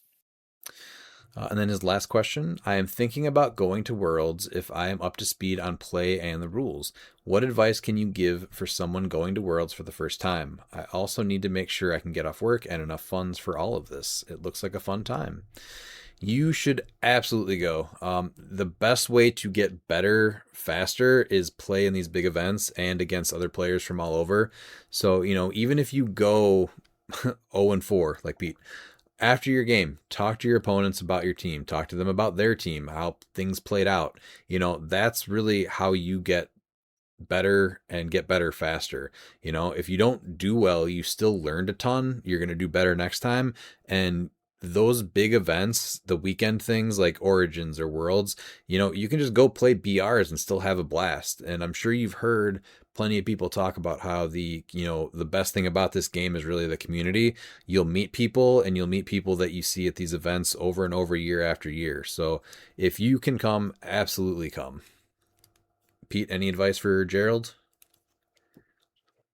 Gerald, Worlds is one of there's several really amazing events in HeroClix, and if you're thinking about going, you should try to do it for any combination of how you can go and what you can afford to do and play in. You will meet people that love this game. You'll meet people that love the properties that you love. You'll meet people that have other similar interests outside of comics and competitive games and stuff like that, and you will make friends. Honestly, the thing about Worlds is this Worlds is priced out insanely. We covered it earlier in the podcast. The events all look really good. The competitive balance, other than probably Ace or Bavagamoto and the Hogarth, is better than it's been in a few years, in my opinion. So I think the quick answer is, if you want to go for it. The thing about being a new player is you'll find that most people at Worlds are pretty accommodating to that, and you'll get a ton of experience. I agree with Redmond says, and even as a person that has had really terrible competitive events at Worlds, and they have been well documented, I still have a great time every time I go. For sure. Don't go in with any expectations. Go there to have fun. If you're not up to speed and like constructed, there's plenty of I think side events that we've already went over that are great. I mean, it's going to be a simpler way to play with building teams. Just go there for the experience more so than having to win. And then last we have local tryhard Ryan Bookwood. With your introduction into the Silver Committee, what will change moving forward with rules, restrictions, bans moving forward? Well, that was a terribly worded sentence in many ways. How about the process with player feedback and identifying potential issues? Obviously not a ton I can say there, but I absolutely always am interested in player feedback. I think that's incredibly important. So as I mentioned before, definitely keep sending questions and feedback our way. I really am impressed that he actually used question marks, and this wasn't statements. Yes, usually this is the statement segment for Bookwood. Correct. His next question, it would have been nice to see the Modern list extension kicked in last year so that Notorious could have stayed in Modern with Masters of Time, Black Lanterns, feel empty without Necron. Same with Prime Talon for Assassins. Yes, I totally agree on that. Oh, here we go. There's the statement part. That's true. Yes, no question marks. I did see somebody ask on Facebook though if this meant that they were going to just suddenly make everything that rotated out last year modern legal, which was interesting. But yeah, obviously they're not doing that. But this is why silver is great. You can go play that stuff in silver for now. But I do think modern will be getting better with this change. Pete, do you want to add anything to that? The statements? I guess. I don't know. Do you have a statement about the statement? Yes. I agree with your statements, Bookwood. Thank you for making a question section a statement segment yet again. There we go. Nice job.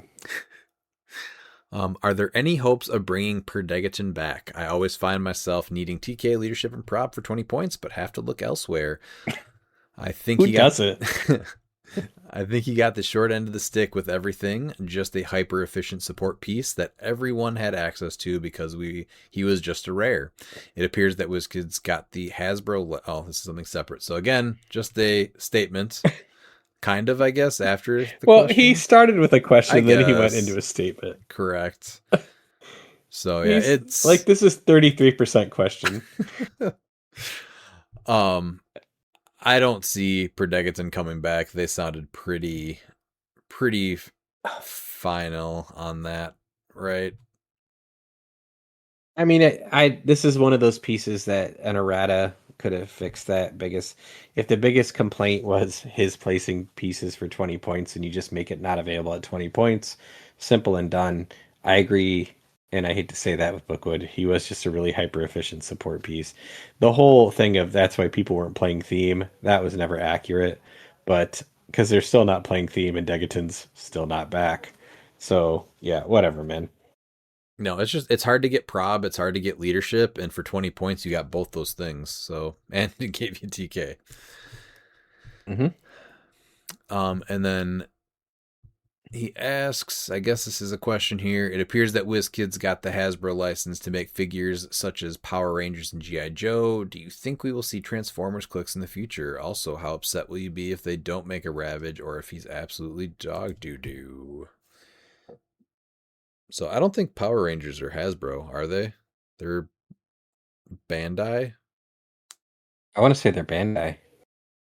And I think that's their license for both action figures and their show, maybe. But G.I. Joe and Transformers have been together, right? I think G.I. Joe... Oh, the figures are Hasbro, right? Figures are Hasbro for sure. G.I. Joe, Yeah. I would hope we would get Transformers. I mean, it gives me hope. We got Power Rangers, we got G.I. Joe, and I obviously you are 100% hoping for Transformers. Oh yeah. So yeah, and obviously, like I want them to be good, but that's something that I would just play for fun very frequently then. But I feel like they do need to be done right. If we get Transformers with like a shifting focus, and I guess that's a very easy way to fill out a set is to have like a robot mode and an alternate form mode. But yeah, I just hope there's an Ultra Chased Unicron with a trait that says destroy your childhood. Like just crying in theaters. Did you go see the release of the movie? Did you take your kids? No, it was in theaters. No, they do not go and watch movies that are old. They cannot sit through them. They're bored. We've talked about this. They just do not want to watch them. They can't sit still. So they need constant stimulation at all times. It was one of those that like I looked at tickets probably 10 times. And I couldn't fit it into my schedule, but it was one that I thought, man, am I ready to get hurt again? Now, I will tell you, if G.I. Joe the movie came back to the theaters, I would absolutely have to go see that because that movie was so hilariously fun to me. That one I don't remember as much. That one might have been like a VHS from the library that I watched or something like that. I don't know if I saw that one in the theaters. That one introduced the idea of Cobra Law, which is like science fiction, like Cobra characters, which had never existed before. and they were just ridiculous like biological weapons, and it was Slaughter's Marauders. I would tell you to watch it again. It's going to be super dated, obviously, like that's our childhood stuff, but I mean, it was a lot less traumatic than Transformers the movie was. I've watched Transformers the movie a few times after, so I definitely have way more memories of that, but I don't remember, I don't think anything really from the G.I. Joe movie. I remember more of the show that ran in syndication and everything. And if they make a Ravage and he's dog doo doo, it can't happen. They can't make a bad sound wave with his little minions, even as Pogs. Like Unfortunately, there's no way to make a bad one, right? no. I mean, No. unfortunately, I think that they would have to make like all of the cassettes, the like just bystanders, which sucks. But how cool would even just like this would be a perfect Iconics is just Soundwave and 4 minions. Oh yeah, absolutely. Get Frenzy, Or Rumble, Ravage, and Buzzsaw. or Megatron and Galvatron, and I can never remember the other one that was on the planet that turned into a gun. You know who I'm talking about, the single eye guy. What was his name? Oh, Shockwave. Damn it. Shockwave. Like them as like like the guardsman vein. Like you have 2 dials Yeah. when they turn into the gun. Yeah. Or, pieces that come together to make like the super robots. See, since you know? can't like take things off or combine stuff, that's where I feel like you could get something else. Like, well, look, go back to Power Rangers, right? You have the Yeah. actual Rangers that we know that we're getting, but then how would they even incorporate the Zords to it? Would they make 1x2 Zords and then a 2x2 Megazord? Oh, I hope so. I hope Like that's coming. that's the best way to do that, right? Yeah, the only thing I like more than giant robots is giant dinosaurs. And we've already got those. So give me giant robots. But there's no way to like take those 1x2s and actually make them into the Megazord. So you have to make sculpts for all this stuff to really do it justice. And that's where I am with Transformers too. Like you can have Optimus Prime, but if he's not going to be able to turn into a physical semi on the map, that might be a little disappointing. Even if he's got a like those old things that they used to do, or they do it sometimes still, I guess, like where they you switch it to the other half. I guess the best example off the top of my head is like the PS4 Spider-Man, where you had like free turn it to this dial on the other side. If we're not going to get 2 sculpts, I think that would be the next best way to do them, where if you're on Like click a shifting focus. No, shifting focus would be if you have their alternate form on the sideline. But I feel like even Okay. if you're doing that, since every single one to get the most out of them, it would have to be from outside the game. Because putting them on your sideline was really going to hurt, if you want to play a full team of Transformers. Yeah, that makes sense. So if they can't do, multiple sculpts, then I think the only other way to do that is to make the split sculpts where it's like the PS4 Spidey, where it would be like, free transform this or switch this click to the other number, like green of the same number or whatever it was. I forget how it was worded, but do you remember what I'm talking about? Yeah, you had 2 dials essentially. Yeah. You could choose when to go back and forth. As long as the sculpts are cool, I don't think that would bother me as much. That would be a good way to do that, though, is like either the vehicle version of Autobots or Decepticons versus, whatever. Some of the alt modes are like really cool though, and I guess I should say like my Transformers collection, I have on display 2 of every sculpt with one or every figure, one in bot mode and one in the alternate mode. So It's honestly truly an impressive collection. At some point you should post some pictures of it to just so people can marvel at just the complete nerdery of the whole thing. pretty proud of it. It's definitely not gotten as many new pieces with me getting this hardcore into cliX, but I'm still pretty proud of it. All right, let's wrap up this episode. You can catch us this weekend on Saturday on our monthly game streaming on our YouTube page. Otherwise, we will be back next week. See you then.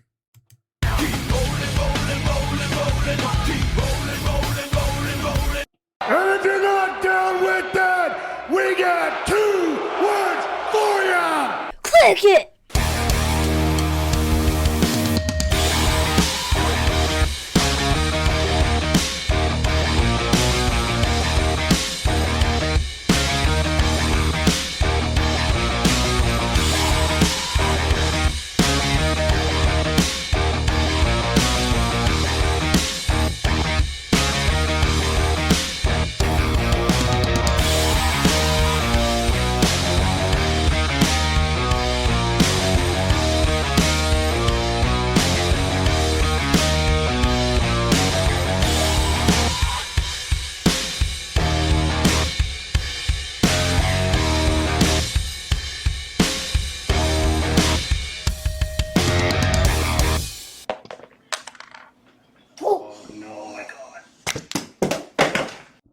Get wrecked, birds.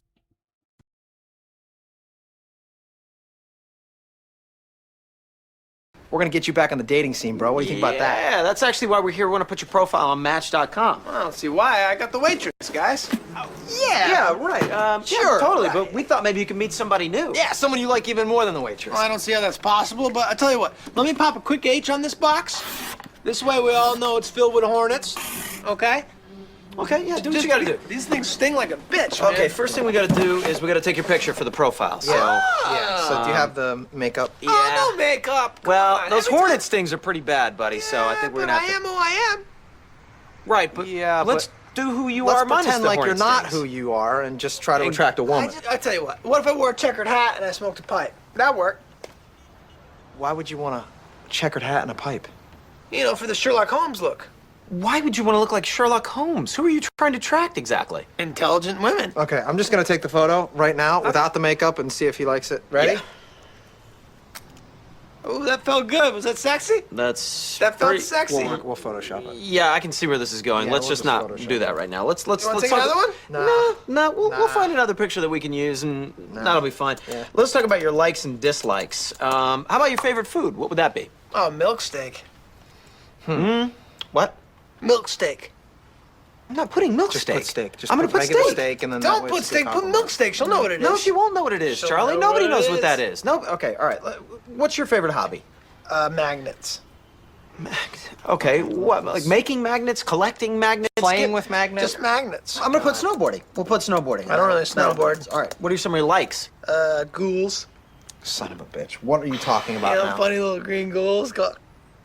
What? What? Like in movies and cartoons? What? Little green ghouls, buddy. Don't write goals. I'm not. I'm putting travel. Jesus Christ. What are your dislikes? People's knees. Oh, come on, Bro, dude. you Come gotta on. be kidding. You know what? We'll just make it all up. We'll make the whole thing up. We'll Let's dock get the outta picture. here. We'll make it up. We're not even gonna use you for this. Cover your knees up if you're going to be walking.